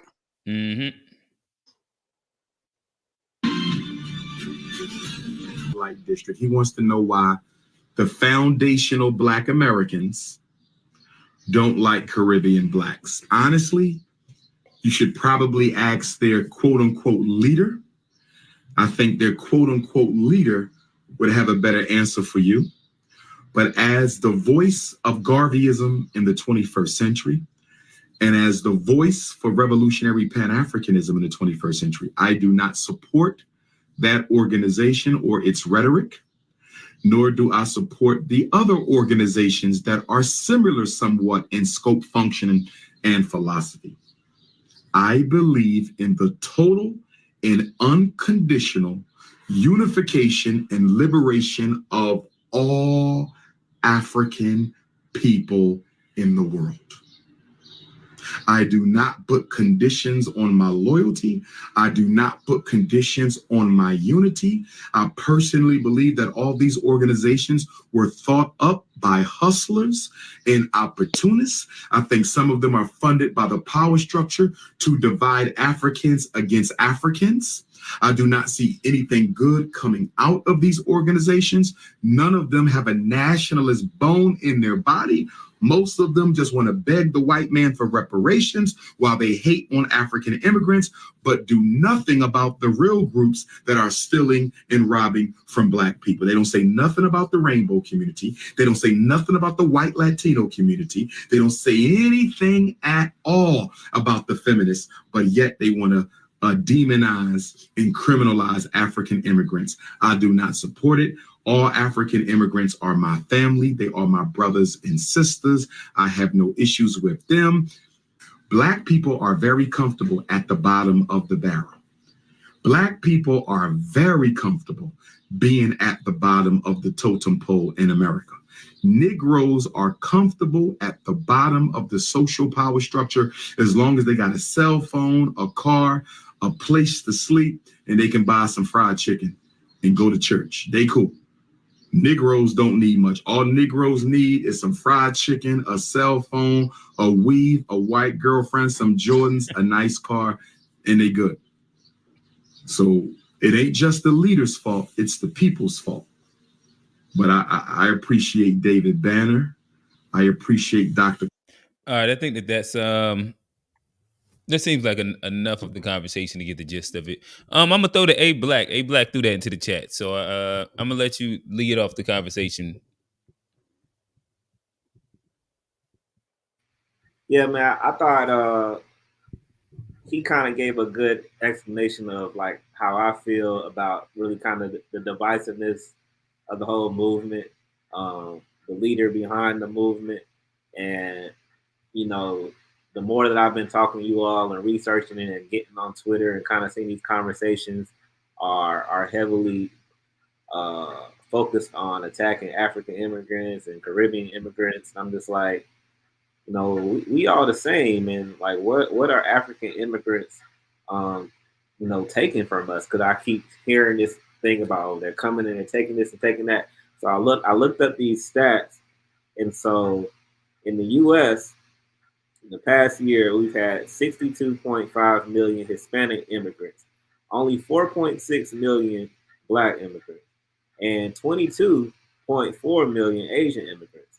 So like, the African immigration isn't even scratching the surface enough to really affect or take anything from us. It's like, so why are we focusing our attacks on our brothers and not like building relationships and connections with them, and still able to be focused on the things that we created and that we built here? Like, it's like we can't walk and chew gum at the same time. Like, we have to denounce them completely, while at the same time, creating this what's becoming, I feel like, a hateful organization. It's attacking each other.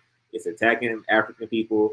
It's almost intellectualized self-hate in a way. Like, these are the kids that used to pick on African kids and Jamaican kids in elementary and call them ashy and call them poor and stuff.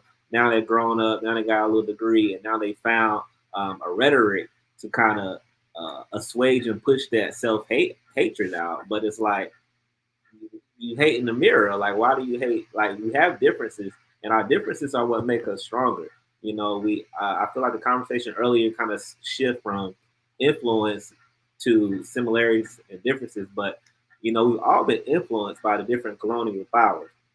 And as Kobe was saying, it was a more heavily African influence because of the way the slave trade went in the Caribbean and in Brazil, and because of people staying homogeneous in the African colonies, and because of the way Black Americans have different diverse cultures surrounding them. We all had a different trajectory of our cultures, but like, we all are still pretty much the same. So, I haven't seen anything positive for real come out. Like, do we want reparations and need reparations? Of course, yeah. Do I realistically think we'll get them? Honestly, not. Like, because if I'm them and I'm thinking in the mind of the enemy, and I'm looking at the 12% of the population who don't really own nothing, who don't got no police force, who don't got no army, who don't really got nothing to force me to give them anything, why would I? Why would I put them ahead? So I just thought that was a kind of good clip to kind of show, my frame of like mind, where like, I don't want to get into really arguing with FBA and these people, because I've seen a lot of people kind of feed off of that, and it's counterproductive. I say the same thing with feminism. When I ask the feminism movement, the Black feminism, like, all right, what have y'all really done and accomplished for women in the last 10 or 15 years? Or y'all become a men-hating organization? So it's just like, people find intellectualized ways to hate each other and hate the factions that they really don't like, and this is another one of those to me. Trey, whichever one of y'all want to hop in first. I think it's fair for y'all to respond. And try and respond as close to the points that he made. I thought that he made some really, really interesting points, especially the idea of the minority statistic and who we're choosing to actually push a lot of our energy towards. Fellas, Go ahead, Trey. Man, yo, G, you've been putting in work, but I just want to throw it right here. I don't understand why recognizing our own separate lineage is hate. And it seems like when we talking about FBA kids roasting on the other African kids on the playground, but we're not talking about the parents telling those kids to stay away from the kata, which means cotton picker, which I think is a bigger issue than kids calling another kid African booty scratcher or whatever. And why is it that Chinese can recognize their distinction from Japanese? Caribbean, you have your different islands there that have their own distinction. Even Mexican, you can't call them a Puerto Rican. They have their own distinction. But when Black Americans recognize our own distinction, now all of a sudden it's a problem. I think it's because a lot of the people benefit who are non-FBA. They benefit from this blanket blackness because it means they get to have credit for everything we accomplish. And then they are over here and they benefit from our fighting to make a place for where we were, were able to free ourselves from slavery. We were able to fight for our civil rights and everything that we did in the streets. And I think when we try to push our culture forward and we have to slow down to accommodate folks with outside allegiances, it becomes like an undermining thing that if we're trying to uplift our own unique culture and we have like foreigners downplaying and undermining our achievements and while bigging up what they have back at home where they aren't at, it's just that So Trey, I do want you to I just still got one address little like response. his statement. I don't think that you addressed his statement at all. And I guess I to just make sure that we and I got you, A Black. Because I think we tend to do this almost circle conversation, and circle conversations make my brain hurt. I don't think any. So I'll allow anybody that doesn't agree with this. Please say it right now. But it well, doesn't seem like anybody disagrees with black people, or let's say FBA, in like the concept of what FBA is. Like the idea that there are black people that have a different experience than other people, i.e., like Caribbeans or like wherever else you want to say, and that's his own distinct ethnic group to an extent. I don't think anybody has an issue with that. Umar I think does. we That's what do. I'm responding to. Wait, Umar, who does have an issue? Does anybody have an issue with that? Kofi has an issue with that. and so I does don't have Umar. an issue with that in its totality. I do agree that Black Americans have a unique experience here in America. Yes, I do.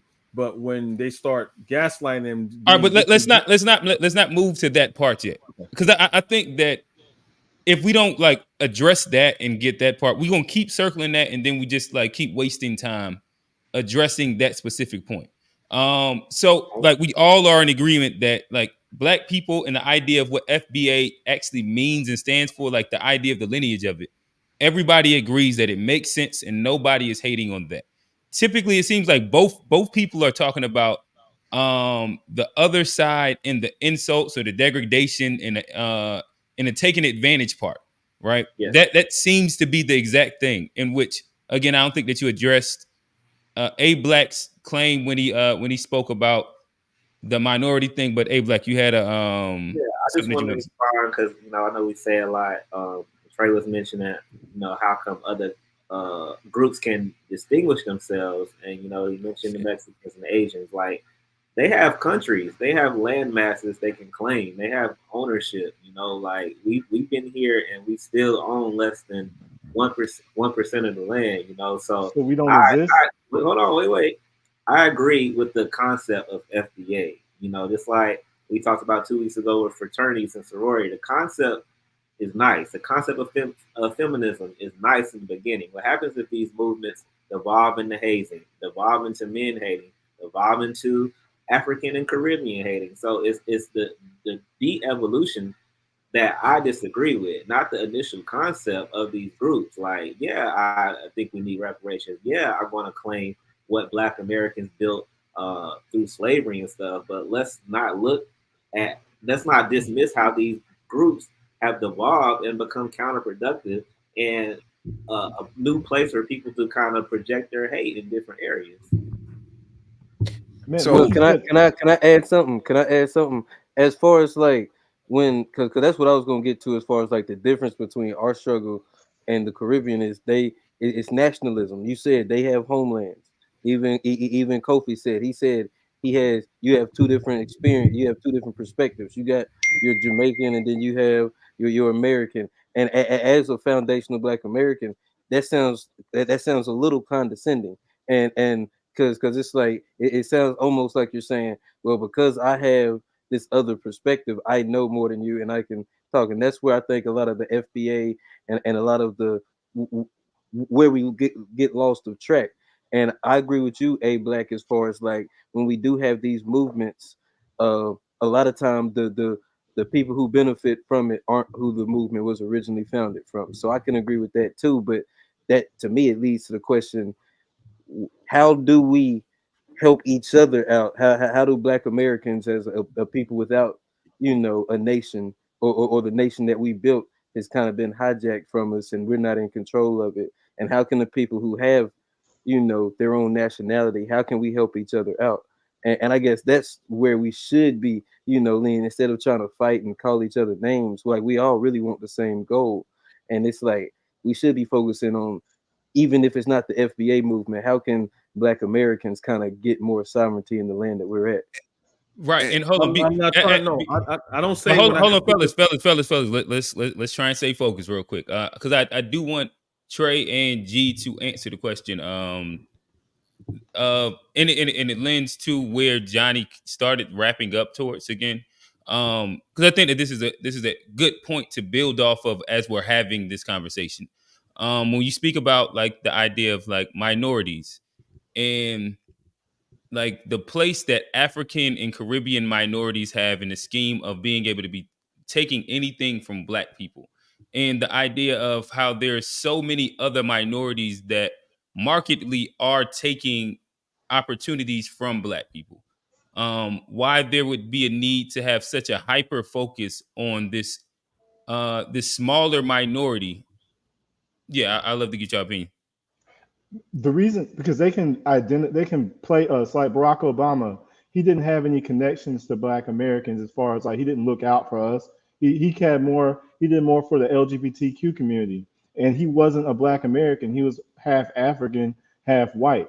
And then we have Kamala Harris, who also represents Black people. Well, not represent. They put her up there as a Black person, and she doesn't do anything for Black people. So when they constantly use people who have our shared skin color and then say it's a Black advocate, and then they don't do anything for us, and we recognize that trend. And even on some of these reparations boards, we have people, some of them saying that we don't need our reparations. It seems like it's a very convenient strategy for the dominant society to bring people who are more malleable and more, they don't have the same grudge against white supremacists that we do. You bring them over there and you put them in positions of power, and then give them the civil rights that Black Americans fought for because they're less hostile. And this is documented. Even Shirley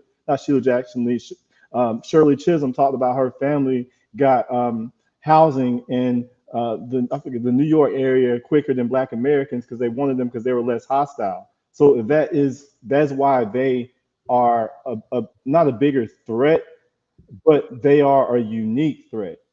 Unique, but do you think that in that same like if you say that immigrant got housing quicker than Black people, do you think that the 4x Hispanic and the 2x Asians like rate of immigrants would have gotten housing before Blacks as well?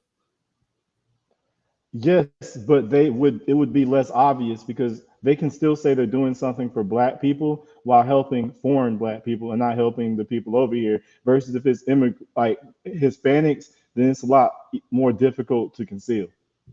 Gotcha. So it's not necessarily about changing the system; it's changing the optics of the system.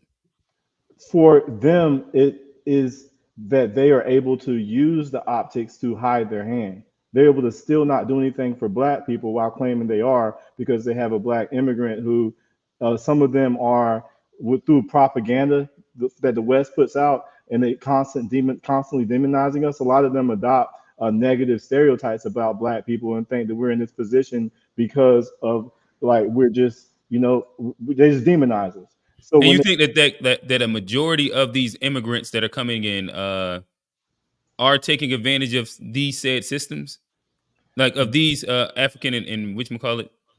I think the majority would not hesitate to take I guess I'm trying to see, like, number wise, how impactful is this? Like, are we focusing on a hyper minority and their impact, and like some figureheads, and not actually what can change like Black people, and like the status of, or not like the living conditions of actual Black people? But Alex, you had your hands raised. Yeah. I think you brought up a good point, Q, where these conversations are very circular, because oftentimes we are addressing things that no one is saying, that no one is purporting. Like you could do this show 10 other times with 10 other Black men, and they're all going to be like, no, I don't agree with that. I agree with essentially what Trey and G is saying. The problem is whenever we're talking is as if like, wait, if it's a foul for me to even remotely talk about my experience growing up here, living here, working here, being side by side with people that you would have called FBA, if that's a foul, how do you then get the privilege and honor and the unabashed goal to pretty much talk about experiences that one, you don't have, one, you never lived, places you never been? I think that's where the frustration comes from, because you're not even like talking about it like as if like, oh, this is what I think. No, you're 100% wholly putting your entire worldview, no matter how incomplete it is, on an entire group of people, and then in the most unpositive light. To kind of address what Trey is saying, I think that this is a convenient thing that often gets said, where there's this specter of Black immigrants haunting FBA Americans, and they're just around the corner waiting to take your job, waiting to take your opportunity. To me, that is a very, very convenient, I guess, myth that really doesn't stand up to any numbers, really doesn't stand up to any like Why actual don't you ask facts. me the numbers, bro? Instead of saying there aren't any, why don't you ask me? What? I was just asking you that. So what are the numbers of immigrants taking black jobs? Hold on, Q. I didn't get to finish. Okay, my bad. Yeah, what I'm saying is factually, there doesn't ring out to anything nowhere true.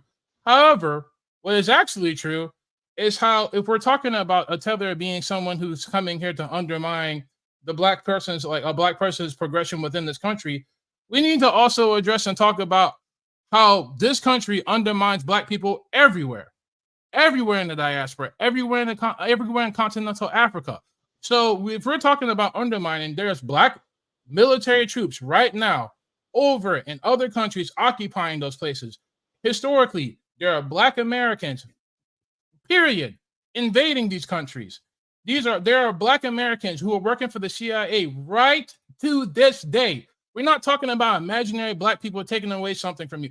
I'm talking about real black people working for the CIA who are operatives in these countries and throwing over governments and importing guns and destabilizing entire regions. But we're not talking about that. And no one in the diaspora is calling anyone a tether here, because it's not helpful. It's divisive holistically. So if I need to wrap up what I'm saying, Trey, if you're talking about undermining something, you need to then address why people that are FBA are in government positions, ambassadors, generals, everything you can imagine, and they're in positions by the white power structure that you're talking about everybody around the world is subservient to. You need to talk about people who actually get fucking paychecks from this white supremacy structure to actually overthrow governments, to actually destabilize black countries. That's all I gotta say. Can I respond to Johnny? I mean, I was trying to get certain things in, a lot of things that was said. So Johnny, you pretty much said that when I said I have two perspectives, I'm sorry if I came across that if I know more than you. I just mean what I actually said. It means that I'm not someone just from the Caribbean talking about how life in America is. I'm actually in America. I grew up in America. I've been here since I was 3. Right. So that's what I mean by two perspectives versus someone who's a Black American and they never really had any other Black friends from Africa or the Caribbean. Right. So that's why I'm talking about two perspectives. So if you want to say, well, that means I know more than you, I guess I wouldn't put it that way. But what I'm trying to say is, like, I've been, again, you guys, if I didn't tell you, you think I was American. I'll be around some Americans and they'll say something foul about a Caribbean person. You know what I'm saying? I had family that happens. That happened to my sister one time, right? And then her homegirl was on something like telling the other girl, like, yo, chill. Like, you know, Allison's, you know, she's from yada, yada, yada. Oh, my bad. And she started backtracking. You see what I'm saying? So that's an experience that you had. That's like a white person saying, well, oh, I understand the Black struggle because I'm fucking a white dude. I'm fucking a Black person. I know. No, it's not the same. You know what I'm saying? So another thing I want to say that's been on FBA Trey was saying, basically, he keeps saying, again, he says, I say a lot of lies 100 miles a minute. But again, and this is how, again, I'm not trying to throw any ad hominem attacks, but what you said goes to show you don't even know your own American history. To say that we fought I said this on my channel before. We fought for you to get here is total bullshit, right? We did. And the fact Immigration that Act. you know certain things and you can't link the things is one thing to have knowledge, but don't. Why don't you ask me instead of telling me I don't know? Talking, man. But Bro, you're not even asking. You're making assertions, and you're not. Why don't you ask me if I know it before you tell me I don't? Let me know when I can talk, bro. I mean, you're gonna keep putting words in my mouth, bro. It's like hard. I got. Hey, G, do me a favor. I'm about to pull up the timer. This will just make this so much easier. But Kofi, go ahead and finish off.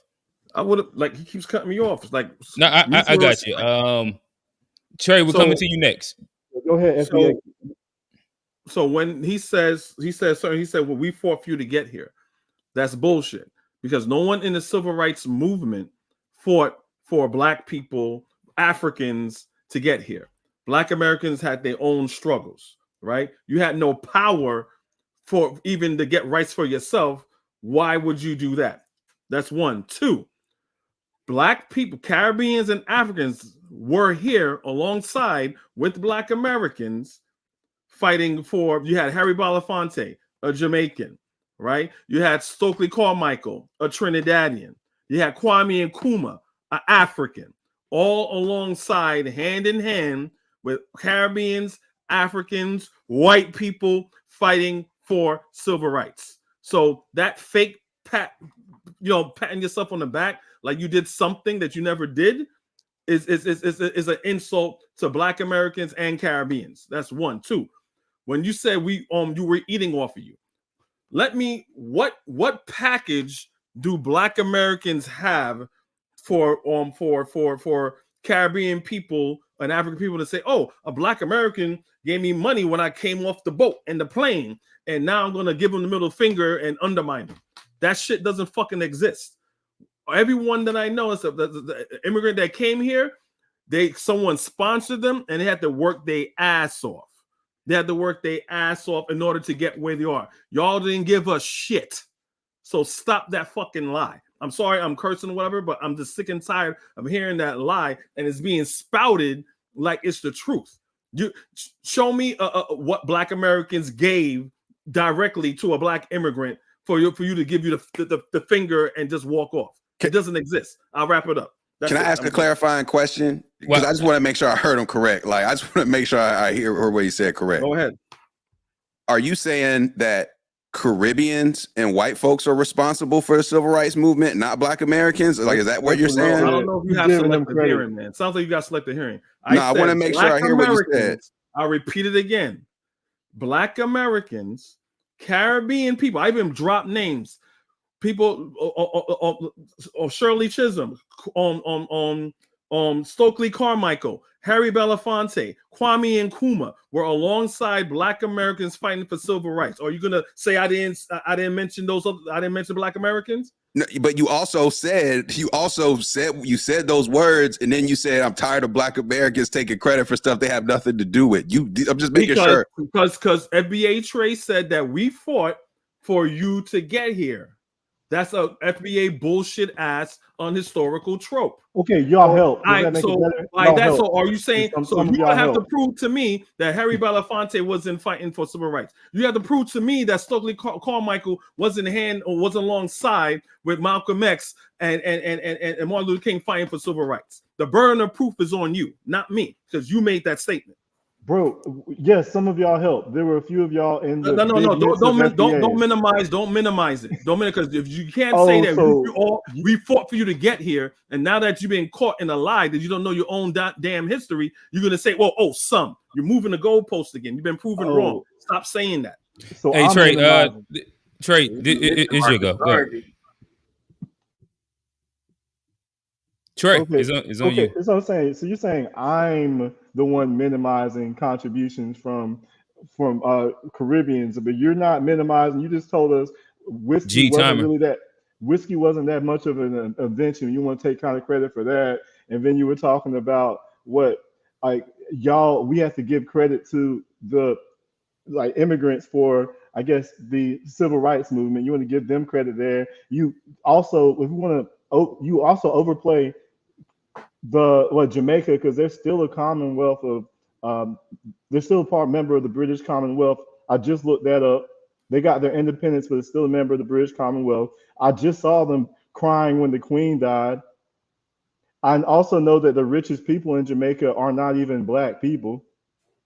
So this whole thing where you can come and you can minimize the Black American contributions as a foreigner, and then if I stand up for our contributions in our homeland that my people built, I'm the bad guy. That's where you provoke hostility to where you can't just like throw stuff out there, and then when it comes back in return, we defend ourselves, accuse us of being divisive. Like, we have our own separate lineage and we have our own thing we need to advocate for. Another thing Alex said is that we Black Americans should prioritize stopping the United States government from victimizing Black people across the globe. No, we need to stop them from victimizing us first. That needs to be our priority. What I said. He's straw manning. I want to give him to respond, but he's bringing up topics that I didn't address. He wants to run away from the topic, then lie and said that I'm saying I only want Caribbean people to give credit. Again, which I didn't say you only want. I said Black Americans. You don't. The fact is, your position is that you don't want nothing to do with Africans and Black people. You just like Tariq. You talk out two sides of your mouth. Hey, I got no hate against Black people and Caribbean. So when I say we do something in unison, when we're all on the same accord, if you are genuine, you say, you know what, brother, we need to get back to that. But here you go again, trying to minimize what Caribbeans done by saying, oh, well, some of y'all did, which goes to show to the point where the majority of you ain't on that. That's where you're going. That's where you're going with your argument. And you're being very disingenuous. I'd rather you just say, yo, bro, I don't really fuck with Caribbeans. I really don't like Africans. That's not true. I feel that they always undermine us no matter what. Then we can have a real honest conversation. But that's not true, though. I don't believe that. But I don't believe that's what you're saying. That's not what you're showing. That's what you say one thing and you're showing something else. Because if again, you said we eating off of you and we you fought for civil rights for you to come here. You said that. I'm writing, I'm writing this all down. Right? You didn't debut what I just said. I said we fought for Caribbeans to come here, and that's a lie. But you didn't fight for. You're trying to say that you alone fought for us again, which is a lie. I didn't say. Did I say us alone, or did I say we fought? Bro, if you omitting Africans and Caribbeans, it shows that either you're ignorant or you're purposely doing it. It's one of the two. Them. Did I say that those people you talked about? You said some of them we fought for y'all to get here. I said some of you contributed. I also said that too, right? That's after the fact. After I corrected you. Okay. Stop playing the shell game. Stop playing the shell game. I'm not arguing that there were a few that contributed and rode the wave of the Black Civil Rights Movement, and then they contributed, especially Stokely Carmichael. Big respects to him. But I think the Medgar Evers and all the and everyone that we had, that all the slave revolts, all the people that were during Reconstruction, we did a lot of the legwork in advance that made America a place that people wanted to come from the diaspora. So when you want to say that we did it like almost like 50-50, I think that kind of minimizes what we actually built here. And we're talking about the civil rights era. You went all the way back to 1600s. But all that's part of playing shell game. I think too, man, like if I'm just being honest, I think Kofi, you are like kind of throwing rocks and hiding your hand a little bit in terms of your approach, in my opinion. I feel like you say that you're not divisive, you understand FBA, but then you have like, I'm here to kill, I'm an FBA killer or whatever you're saying. It's like, it's like you not liking Tariq Nasheed is one thing. I think that's for everybody out there. It's like, if you don't like Tariq Nasheed, that's one thing. But if we all on the same page about the concept of FBA, then why such just hatred or like intent? Like there's a clear energy that you come in with that's like, and you're using rhetoric, again, that is inflammatory from the start with calling stuff like a cult, FBA killers, I'm here to kill, all this stuff. It's like, if that's what you're here to do, you fall right into like this idea of why the thing is so divisive in the first place. In my opinion, if you got an issue with Tariq Nasheed, just say Tariq Nasheed, but don't start talking about a bunch of FBA niggas because you don't like Tariq Nasheed. You feel what I'm saying? Like, Like, just speak to how you don't like what he's doing for let me the. respond to that. I think I answered. It's the second time you asked that question. I answered you the same way the first time you posed that same question. When it comes, I have no problem, like you said, with Tariq. Tariq's baby is FBA. FBA started, it was a grift off of ADOS, and FBA started out with a noble cause fighting for reparations, and you doing projection. Tariq throws for like 2 years straight, saying things about Africans and Caribbeans. And then people who claim to be FBA started getting their fucking feelings. So to me, it sounds like I should just sit there and take the abuse, like in the beginning for the first 2 years, and don't say shit, right? And this is one of the reasons why I started a YouTube channel, because it infuriated me. So if you say, yo, I'm coming with a lot of energy, then yeah, because you're a grown-ass man just like me. Anyone talks bad about Black Americans, you have every right to get at them, right? Same thing with me. I'm a fucking Black man too, and from a different country. Someone gets at me, I should have that same energy, and you should understand. But so it's not like, and again, when you have to understand, when I talk about FBA, I'm not talking about all Black Americans. FBA is a hashtag. It's something that's you're talking about the movement. Yes. I'm not talking about Black Americans in general, because Black Americans in general don't know what the hell an FBA is. You know what I'm saying? So again, I'm not speaking about all Black Americans. I'm talking about what FBA started out as. It did a bait and switch. It had a noble cause, and most of it is just throwing rocks at Caribbeans and Americans. You got AFRICOM. One was AFRICOM talking bad about Black Americans in order to have a legitimate claim. So again, it's the disingenuous thing that you guys are not realizing. It's not you guys. You're talking about, like you said, like something that Tariq Nasheed represents, and you're lumping in like everybody as you guys. But my whole point here is saying that if you claim to not be divisive, you don't come off that way, is what I'm saying. Like you don't understand. You seem to be like the anti-hero to Tariq Nasheed, like, which doesn't make it any healthier, right? Like one extreme. Why is that?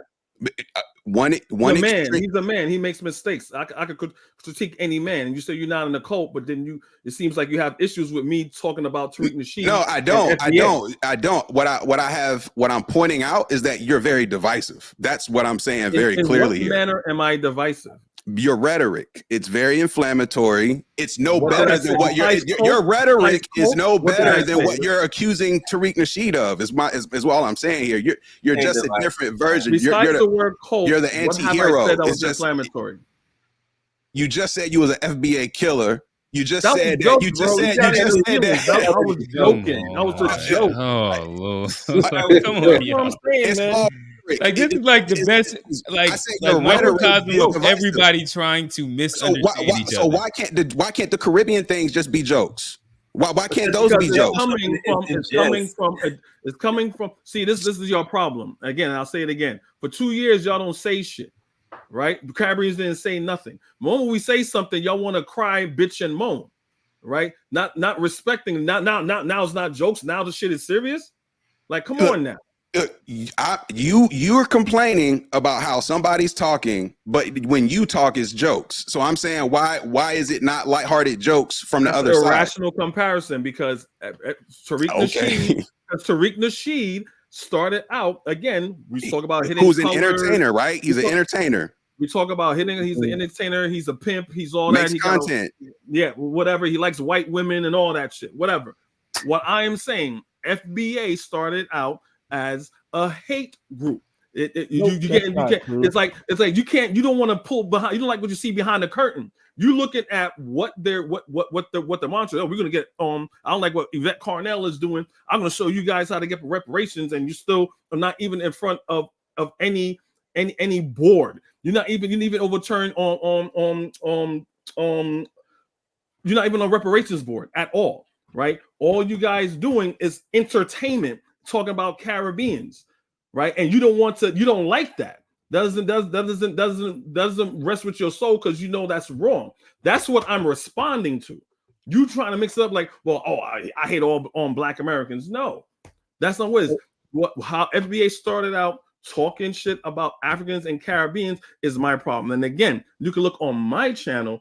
I talk shit about Africans who talk bad about Black Americans. So you're not going to sit here and tell me that it's coming from a disjointed place because you're a Black American and I'm from the Caribbean. I'm a Pan-African. Okay, I'm sorry, but that's what it feels like. I feel like I said, I feel like you are more divisive than what you might think. I think the way that you speak is not a way that builds consensus. It's not a thing that helps people meet in the middle. You speak in a way that only further incites the separation. All Black Americans are on Section 8 and they just kiss white ass and they don't work. They have no work ethic. That's why they want reparations. If I was to say that and you used to come back at me and defend that, and I was to say the same thing you're saying, you would call bullshit. Now, honestly, I wouldn't even defend something like that. I would laugh because it's like an ignorant thing to say. Like it's like, all right, then you would laugh and you would tell me how much I'm full of shit. That's not me. That's not you being divisive. That's you correcting the record. No, but you like you just said, you built a whole platform to respond to something because you felt attacked or whatever the thing. Like I said, like no, I didn't feel attacked. I was attacked. You said Hey fellas, let's try to get back on topic. I think we're spending a lot of time on like defining if Kofi is divisive or not. I'm just giving him. I think that the main root of all of this issue is everybody's trying not to understand each other. To me, I'm clearly understanding both people, and it's really clear as day if both people are not trying to talk past each other. And I agree. Yeah, I mean, but hey, Black, I'm gonna toss it back your way. Got a question or just well, I was gonna kind of let you round up the conversation. Yeah, man. I was like, I don't really think I think it's a difference between defending and speaking up for your thoughts and like being divisive. Like his rhetoric to me hasn't been like crazy, like, oh my God, did he just say that? And you know, I think I understand when he say I'm the FBA killer, like it's in jest, and you know, it's like Umar calling himself King Kong consciousness, or you know, people putting a nickname onto something, but it's not a derogatory term or an offensive term. I think it's just, you know, in jest with the conversation. So like I said, I can differentiate between somebody kind of, you know, being funny or using their personality and then like just being outright hateful and, you know, adding things to the conversation that don't progress or move it. So what about Nigerian killer? My bad. If I'm an African killer, would you think that was also just kind of funny? Well, African is a real continent. FBA is a made up group by a former pimp. So I think you would be offending an entire continent versus a made up group that hasn't produced or progressed or done anything in the history of America. That's an irrational comparison. Full of irrational comparisons. That's where the issue is right there, because I thought we agreed that the group FBA is like, this is like we talking about this lineage versus heritage thing, like but like that's what I tried my hardest at the very, very beginning to say, all right, so we all understand we're not talking about the lineage part. We're talking about the movement piece. That's why I tried to clarify it, because I've seen this part of the conversation in this circle keep happening over and over and over and over. No, I agree with FB in its inception that they need to get reparations. They didn't like what Yvette Carnell was doing. They think it was inefficient how she was going about it. I agree with that. Though everything else I disagree with, because as far as when it comes to like, well, FBA is our only people that's been here since slavery, and not them Jamaicans and them Grenadians and stuff like that, and that's not how that worked. So you're talking about the rhetoric from the movement of FBA people. Yes, mostly. Right, and that's what you disagree with. Let me simplify it. If FBA was like, hey, look, we need to get our money, right, and that's it, without throwing, I said this last week in backstage, right? If FBA was on some like, hey, look, we just want to get our money. Let's say a Jamaican comes on there like, well, I want that money too. If being a responsible leader like Tariq Nasheed is to say, hey, brother, you don't get nothing. What are you trying to do? Undermine our movement, kick rocks. But no, I'm going to talk about you need to eat jerk chicken and you failed and you're a runner and stuff like that. But according to G, we're not supposed to say nothing. We're just supposed to take that on the chin. No, I'm not saying you're not supposed to. I want to be clear. I'm not saying you can do what you want.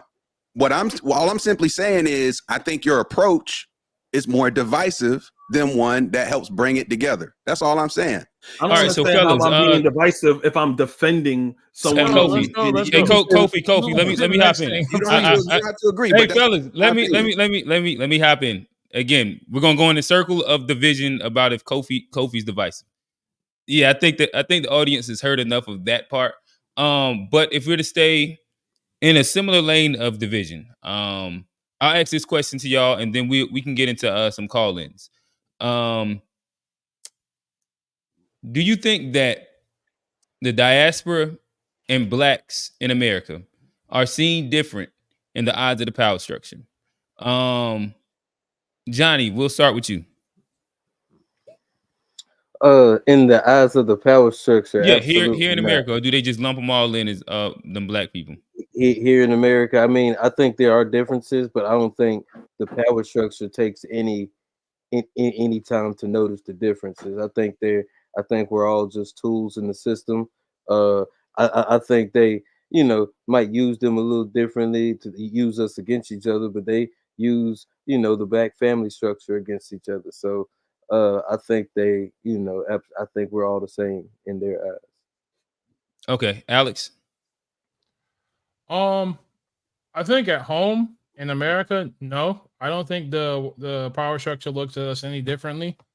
Well, maybe not differently based upon like heritage. I think differently based upon class.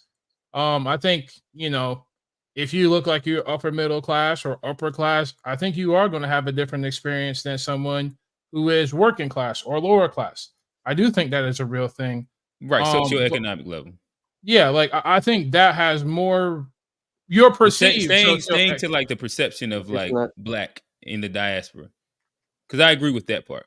Yeah, your perceived socioeconomic status, I think it takes more precedence over your heritage in a great number of situations. However, I think outside of the American power structure, like just like people who live abroad, I don't think there are certain liberties that are spared when it comes to like exacting pretty much the most brute force, exploitation possible on people abroad in Africa, in the Caribbean, pretty much all of the developing world. Africa is a place that's rich with minerals, rich with resources, and there isn't like since like the 1500s, pretty much Africa has been at war with somebody from the Western Hemisphere, pretty much trying to fight for the sovereignty, fight for the resources. It doesn't get really highlighted. Like it's not something that gets taught in school.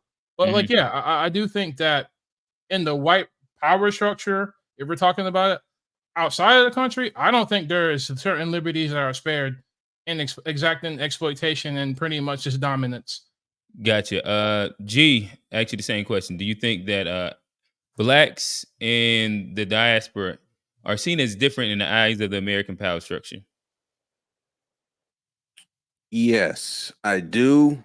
Okay. I do think that once they get here, they are perceived as black. I do think like that is true. Like from a race perspective, the average white power person doesn't know the difference between, somebody from Haiti versus Kenya versus Southside, right? Like I'm not sure if they can decipher that.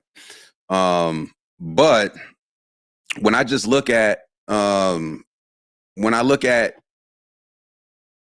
where a lot of folks end up, like when I look at black, quote unquote, successful black people, a lot of these names that get mentioned, they're not necessarily of Black American descent in a lot of regards. So it makes me think like, if you're pursuing certain fields, if you're going after certain roles, you might have a easier or a path of less resistance if your last name is not one of these, European last names, if you will. If you've got like a clear African name, I think that for whatever reason, I noticed that a lot of quote unquote successful Black people are not necessarily of Black American descent. When you look at doctors, engineers, things of that nature, a lot of them are coming over, having success, finding ways to climb that ladder.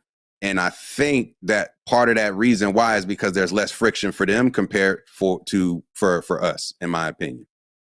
I have a rebuttal, but I'm gonna let Trey go. I think that's interesting. We're gonna come back to that. Trey.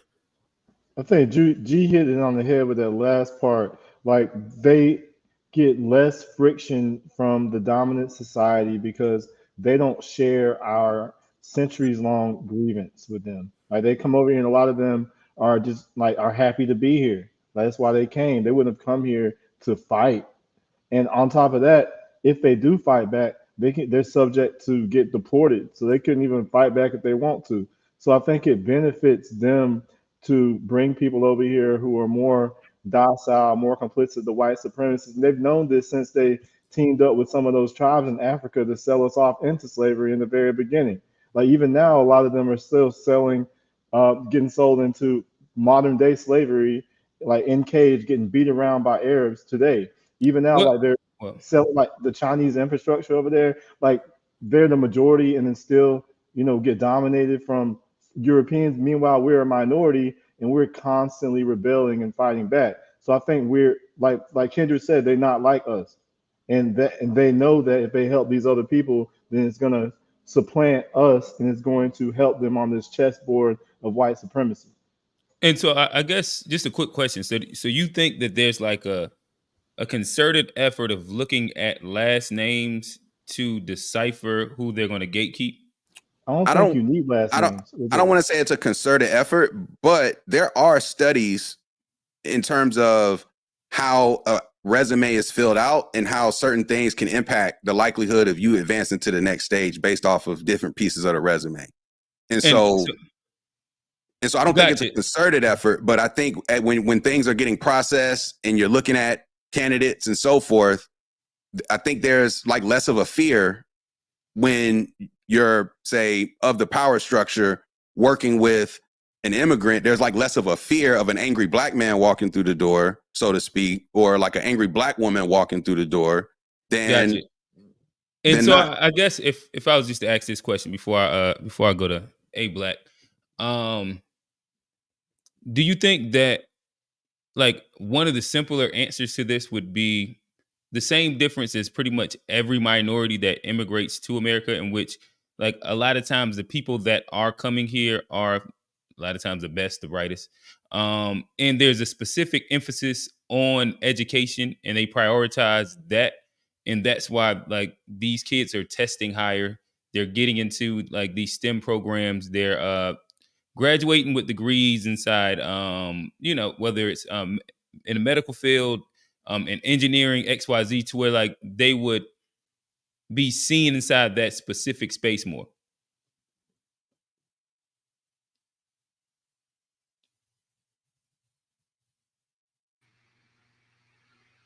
Yeah, I feel like, I know Trey was talking about them supplanting us and all of that. Like, if we so easily supplanted, then who's that on? It's like y'all. For I get supplanted, but I'm just saying, it's like when people come and they take things or make them better, that's when people want to complain. It's almost like gentrification.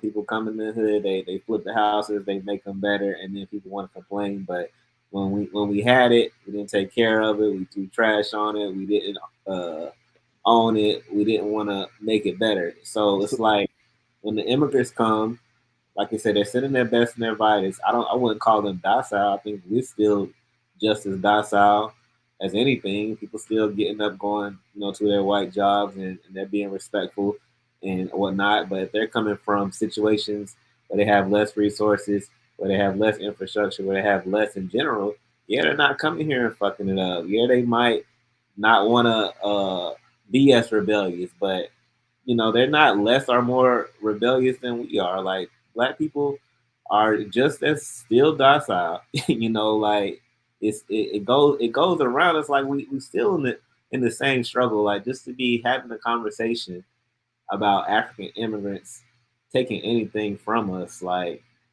it's just so wild to me because it don't match up. We can all go to our jobs tomorrow or wherever we work, and somebody tell me if there are more Africans there working. Like, unless you maybe a doctor or a nurse in the medical field, like what industry are Africans really supplanting you right now?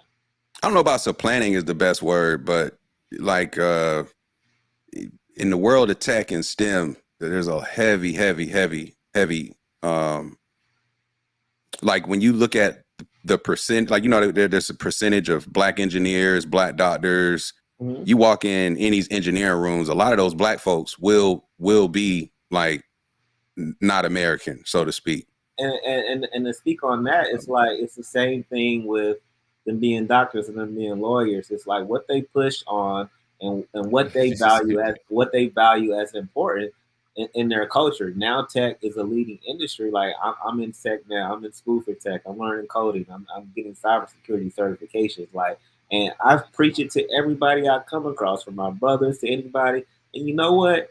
Niggas don't be wanting to get down with this shit. It's like it takes work. I gotta study. I gotta focus. Like a lot of our culture wants the easy route. Now, that's why I said, come on. Let me jump in real quick. I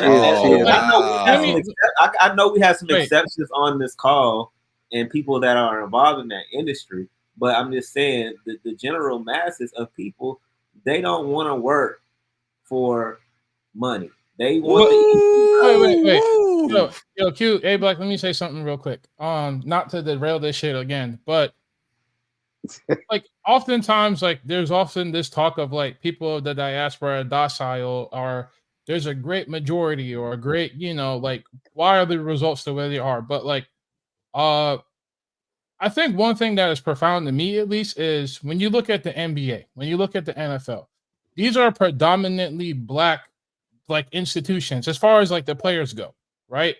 And if we're just looking at the demographic, to me, it's unique when someone is of Caribbean or African descent in those industries, right? So I'm saying that all to say this. Even these are like, honestly, like forget the talented 10. These are like the most talented, most exceptional Black men as far as athletics go.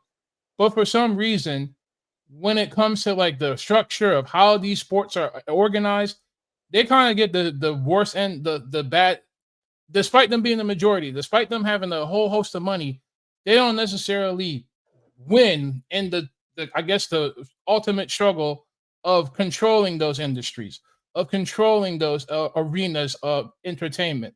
So like, I guess like what I'm ultimately trying to say is, like we keep like casting this like why don't the Africans, why don't the Caribbeans, da da da da da da, but like even on the most wide, like worldwide scales, I mean the worldwide arenas, like I don't think that's a thing that anyone has been able to do. And I think the NBA and the NFL, the MLB is a good example of that phenomenon happening. Despite you having the economics, despite you having the majority, that doesn't necessarily going to equate to you having the overwhelming infrastructure in place. So, Alice, what you're saying is these African countries are like the NBA players, but their owner is the white supremacists. No, what I'm saying is, if I'm going off of what you always say, you're going by just sheer majority, right? Yeah, you compare these majority Black countries to the NBA. So I'm saying if we're going by that logic, then that means the owner of these African countries must be Europeans, based on your analogy. That's not what I'm saying, Trey. Let me explain it to you again. What I'm saying is, if you are always equating someone having a majority, and I'm equating like that's not necessarily going to always weigh out in white supremacy, because that's not how anything works.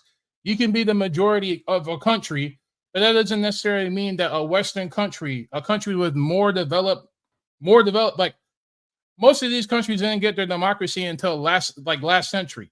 They're playing catch up. A lot of these places are. So you're comparing like, hey, y'all got the money, y'all got the resources, y'all got this, but the same phenomenon is happening here in America where, hey, like since integration, y'all pretty much been dominating this league. Why aren't y'all coaches? Why aren't y'all owners? Like, it's the same conversation, just on a smaller scale.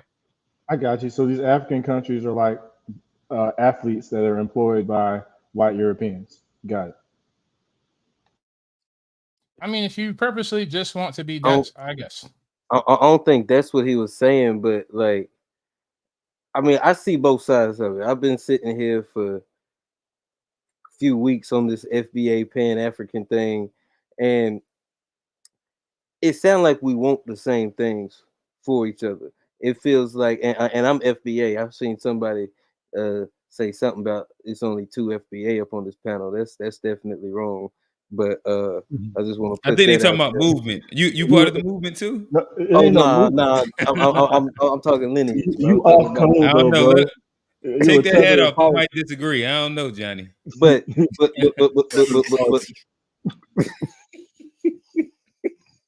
like all I'm saying is, like, none of these white countries, you know, all of these colonial countries in times of war, they all work together.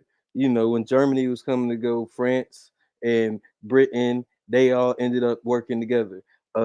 Even a lot of the Asian countries, they team up and work together. And I think in order to fight the colonial system, yes, FBA is going to have to, you know, have our own unique struggle, and there's things that we need to work on within our own country. But the last thing we need to do is be fighting other black people out here in the world when it's white people that we need to be fighting. And it's so disheartening to just see us just argue with each other for weeks on weeks on weeks and not really get to the issue or the cause or any solution to it. And it's like, at the end of the day, I think they all look at us the same, whether it's France and Haiti, whether it's Britain and Jamaica, whether it's white supremacists in America. I think we're all being oppressed, and instead of fighting each other, we should work together and try to, you know, fight back against that system and not each other. So I mean, to me, that's my only point. And no, I got it. And Johnny, I'm a frame your statement into pretty much a closing topic. Is black success in America possible without the help of the diaspora? Well, also, like, depending on how this question goes, we might be able to sneak in a caller or two. We'll drop the call. You're just gonna skip me, bro? Oh, I'm gonna start with you. These conversations be going really long, and I'll be like, yeah. So we'll start with you. You can answer both questions. Kofi. All right. The fact, like, wow. I mean, a lot of things has been said. Some, you guys are very sensitive. A lot of things was saying, like, you know, we're lackadaisical and we're lazy, and not we're lazy, we're passive, but that's okay. But the moment I start pushing against that, I'm being divisive. So I have to let a lot of shit being said, and I can't even say anything. So Yvette Cornell, she was talking to on Mark Lamont Hill. Mark Lamont Hill, the same question you're asking us, Mark Lamont Hill asked. He's like, well, do you think an African or a Caribbean, because 80 West is also divisive and xenophobic and racist. Tariq Nasheed just took it to another level, right? And she asked Yvette Cornell, are Caribbeans, do the dominant society see Caribbeans and Africans and African Americans as the same? Yvette Cornell said no with her chest out. And that's very sad. I don't know. I mean, again, I'm in my 40s. I don't know how old you guys are.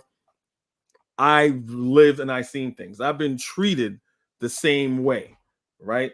I've been locked up for for obviously for, you know, pretty much me thinking that they say, oh, this guy is a Caribbean. I got the same tropes put on me like I would a Black American. I've been pulled over for no reason, just like a Black American, right? So to say that I mean, you had Abdullah Diallo, which was not even FBA. He got beat to death and a nightstick up his ass. So for people, I guess, older like myself or whatever, when I hear people say that, it's like these people don't know their own country where they live in, their own land. You haven't even lived your life or talked about people who may not be Black American. Maybe because I live in New York, right? So to me, to just hang around just Black Americans, that would be a choice because it's a melting pot here. But I've been treated all types of way. My mother gave me the talk, like, "Hey, look, you're a Black man in this country. Some FBAs don't think that we don't consider each other Black, right?" My Jamaican friend, I go to his house, we going out. She's like, "Y'all going out?" I'm 6'3". My friend is like 6'2". He said, "Look, y'all like 16 years old. Y'all look like grown-ass big men here. There's cops out there, you know, they're going to treat you. They don't care about how, if you're 16. All they see is Black." So to hear Black Americans say that is very disheartening. And you guys are like my younger brother's age. So you guys to say, well, oh, we're white supremacy treat us different. I don't think you guys understand what white supremacy is. What was the second question? 1 second. Black success in America, is it possible without the help of the diaspora? It is, yes. It is. It's well, define what Black success is, because there are a lot of Black successful people. So I'll say, in the way that I mean it, is changing socioeconomic statuses, making the average socioeconomic status of the average Black person rise to a space of decent standard. I think that, to me, that's what I usually mean. Well, I mean, you will have to pretty much follow Dr. Claude Anderson's powernomics to that. But again, when we had this conversation last week, we are not our forebears. We're not our foreparents. We don't even know come to get together to boycott H&M, Papa John's, things that disenfranchise Black people, like Chase Bank. JP Morgan was a part of the slave trade, right? People still bank at JP Morgan, right? Certain things we don't even know. The Barclays here in New York, the Barclays Center. Barclays was also a part of the transatlantic slave trade, right? You think you're going to not get a bunch of Black people not to go to the Barclays, to boycott the Barclays, if Nicki Minaj is playing and Lil Wayne is playing? Nah, them niggas are going to go anyway, right? But is there Black success stories? Yes. Are there Black successful Black Americans here? Yes. But as a group, as a totality to get somewhere, no, I don't think we're that disciplined in order to get to that next level. Okay. Next, whoever want to hop in. I'll go. I mean, I think you have to I think, like you said, we have to define what the word success is. I mean, like my boy Trey say, I think based on what we're up against, Black people in America have been, successful. Is there more room to go? Of course. Is there, things left to check off? Of course. But I mean, if you look at what we've overcome and what we've accomplished and what we've, built and had stolen from us, it's hard to say we haven't been successful in this country. But I think there's still more goals that we, need to check off. And I'm a big, I'm a big nationalist and sovereignty type of guy. And I think if we're gonna talk about those type of goals, we do all need each other. Now just for just regular success in America, the status quo, and just to keep on doing what we're doing, of course, we don't need, the rest of the diaspora to continue what we've been doing. But if we want to maybe, do something else and achieve bigger goals, of course you need allies. That's the whole, the term is allies. And geopolitics, allies are very important. And I don't see why we want to have enemies the same skin color as us when we could be allies. I mean, of course, that's, to me, it's crazy. But yeah, to me, it's I crazy. got you. So in essence, it sounds like you're saying individually, yes. As a group, no. Basically, yeah. In the scheme of things, we need to come together as allies. Gotcha. Trey. I can be kind of quick. I think, like what John was saying, I think we need the diaspora to build up their homelands to become proper allies. Otherwise, like, what do we really stand to gain? And I think also what John says is also true.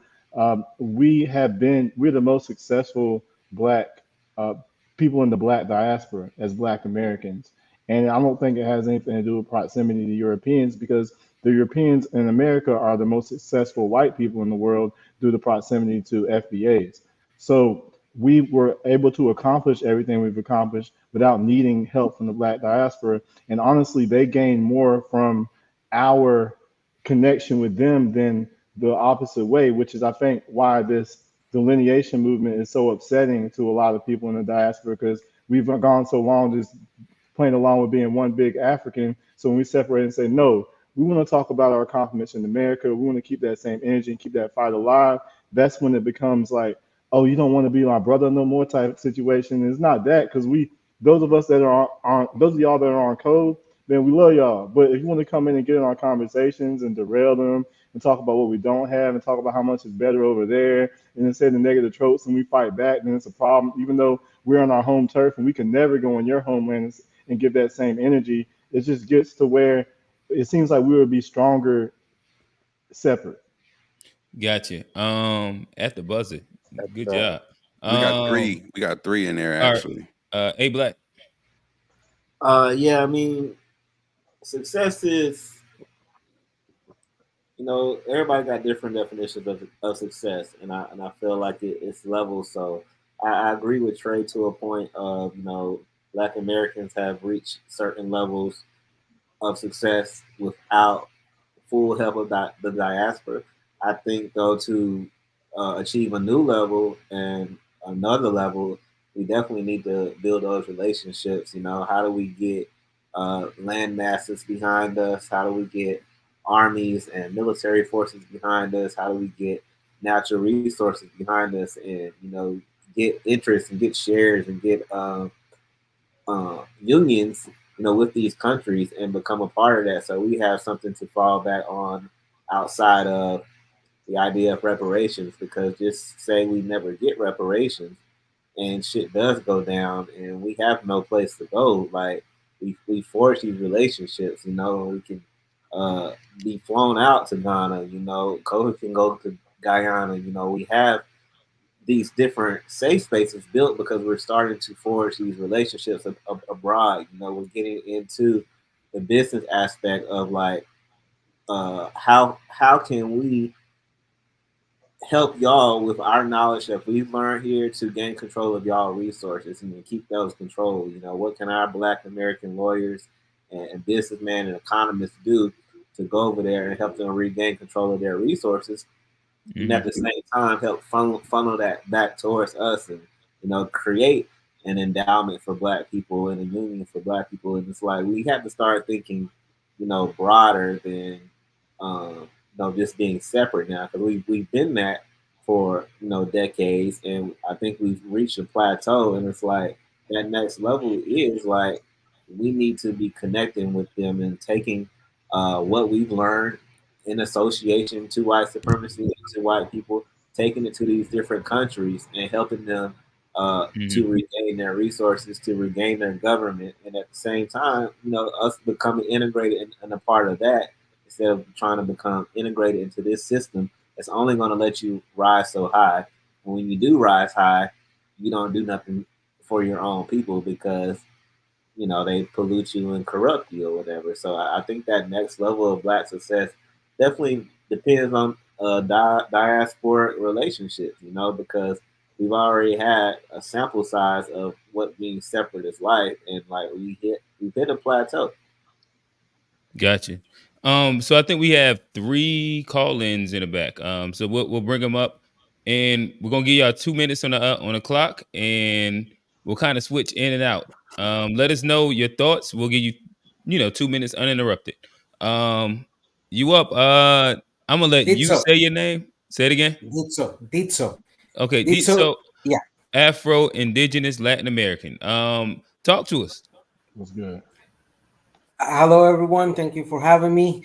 The name Ditso means seed in the language of one of my tribes here in Costa Rica. Just to be clear, I am not in the United States, but I am in America. I am in a country called Costa Rica. I just wanted to say as follows. As a Latin American and somebody with descent of African and indigenous, we hear these conversations of the United States extremely divisive, because one element that happens is the erasure of blackness in the Western Hemisphere. Is everybody aware what am I referring to? Western Hemisphere is this area that goes from Argentina to Alaska, Canada, and the Caribbean. This continent that was called, and is this today called America. North America, Central America, South America, and the Caribbean. Yeah, we got you. Okay, good. Just wanted to make sure that everybody on the same line. This being said, seconds. Yes, this being said, we built in the last 200 and 250 years 35 nations. We are foundational Black Americans of each of our respective countries, not only United States in the case of those who were in the United States.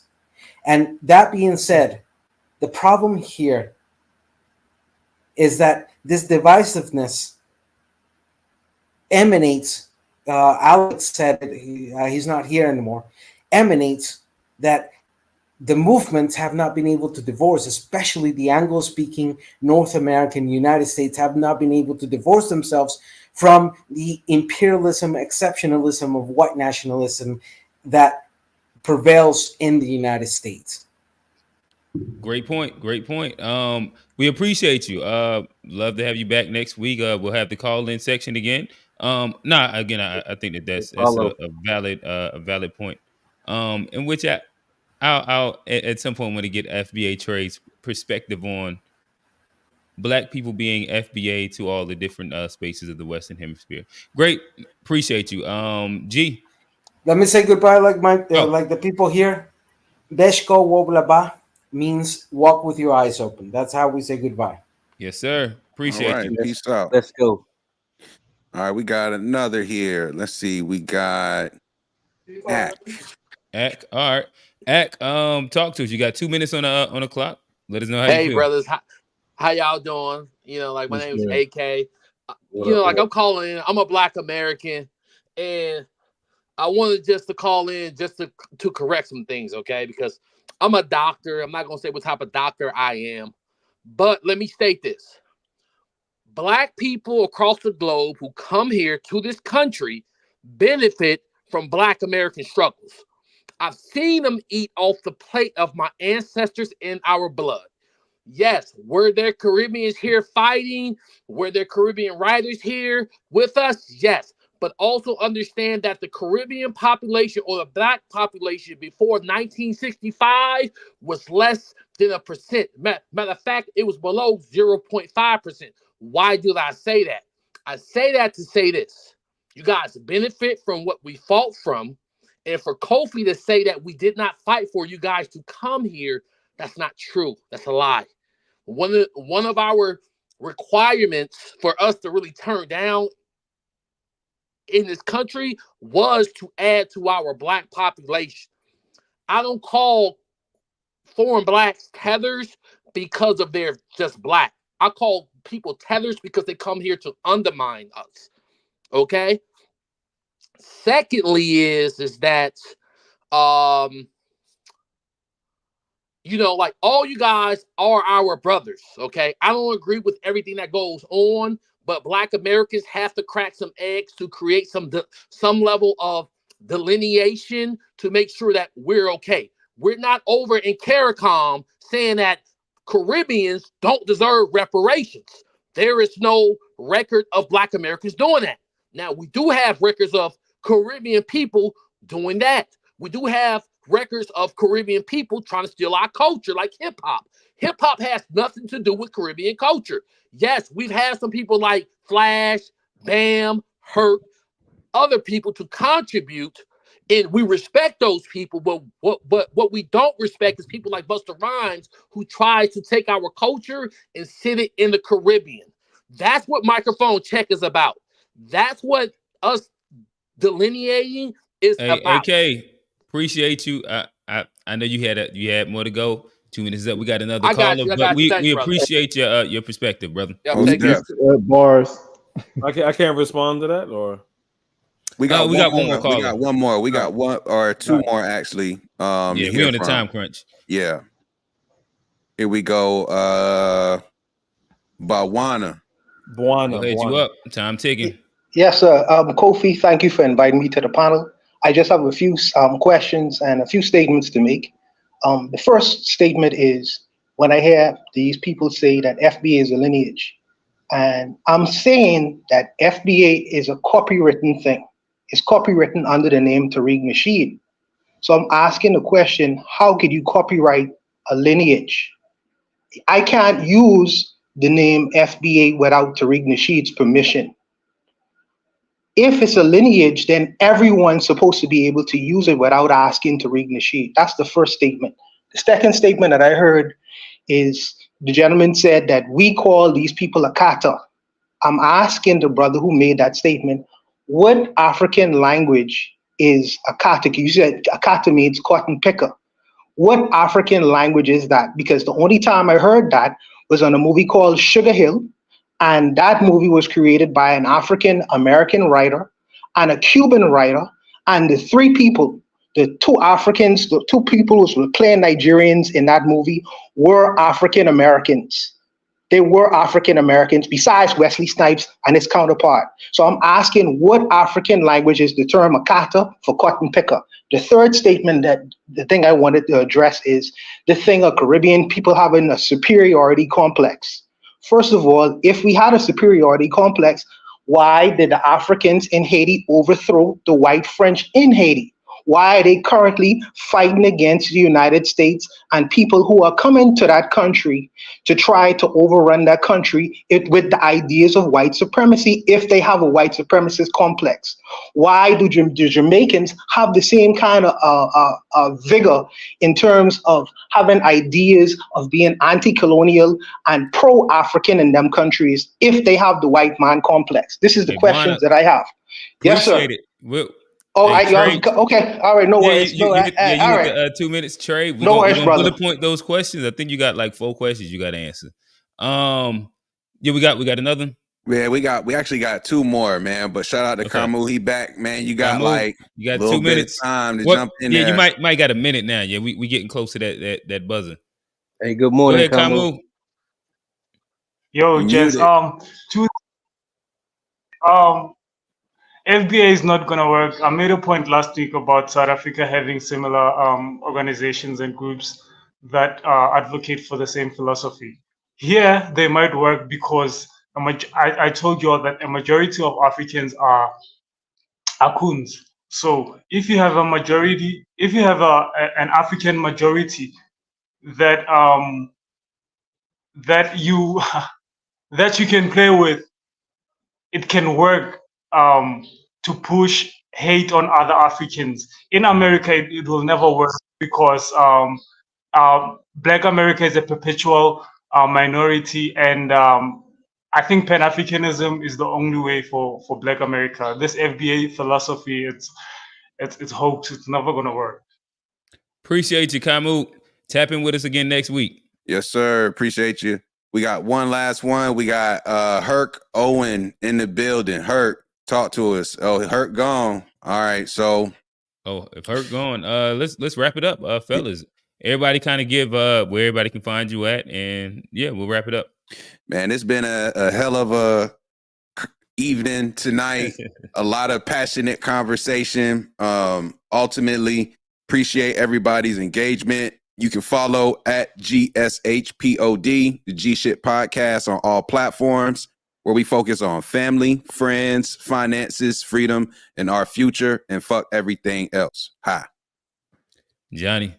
Oh yeah, what up? It's your boy Johnny P. Again, appreciate y'all for having me. Appreciate the conversation. Follow at 2B Fair Show every Sunday, 4:30 p.m. We out. FBA Trey. You're muted, my boy.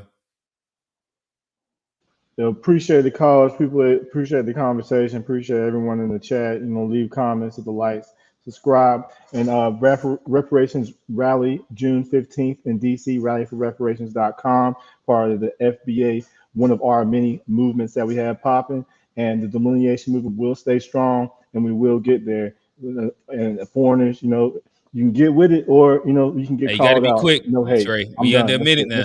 That's it. I'm done. All right, Kofi. Yeah, thank you again for having me. It was a good conversation, regardless of whatever. I think we did break a little bit of ground, you know. Again, I appreciate being here. You know, where can they find you at?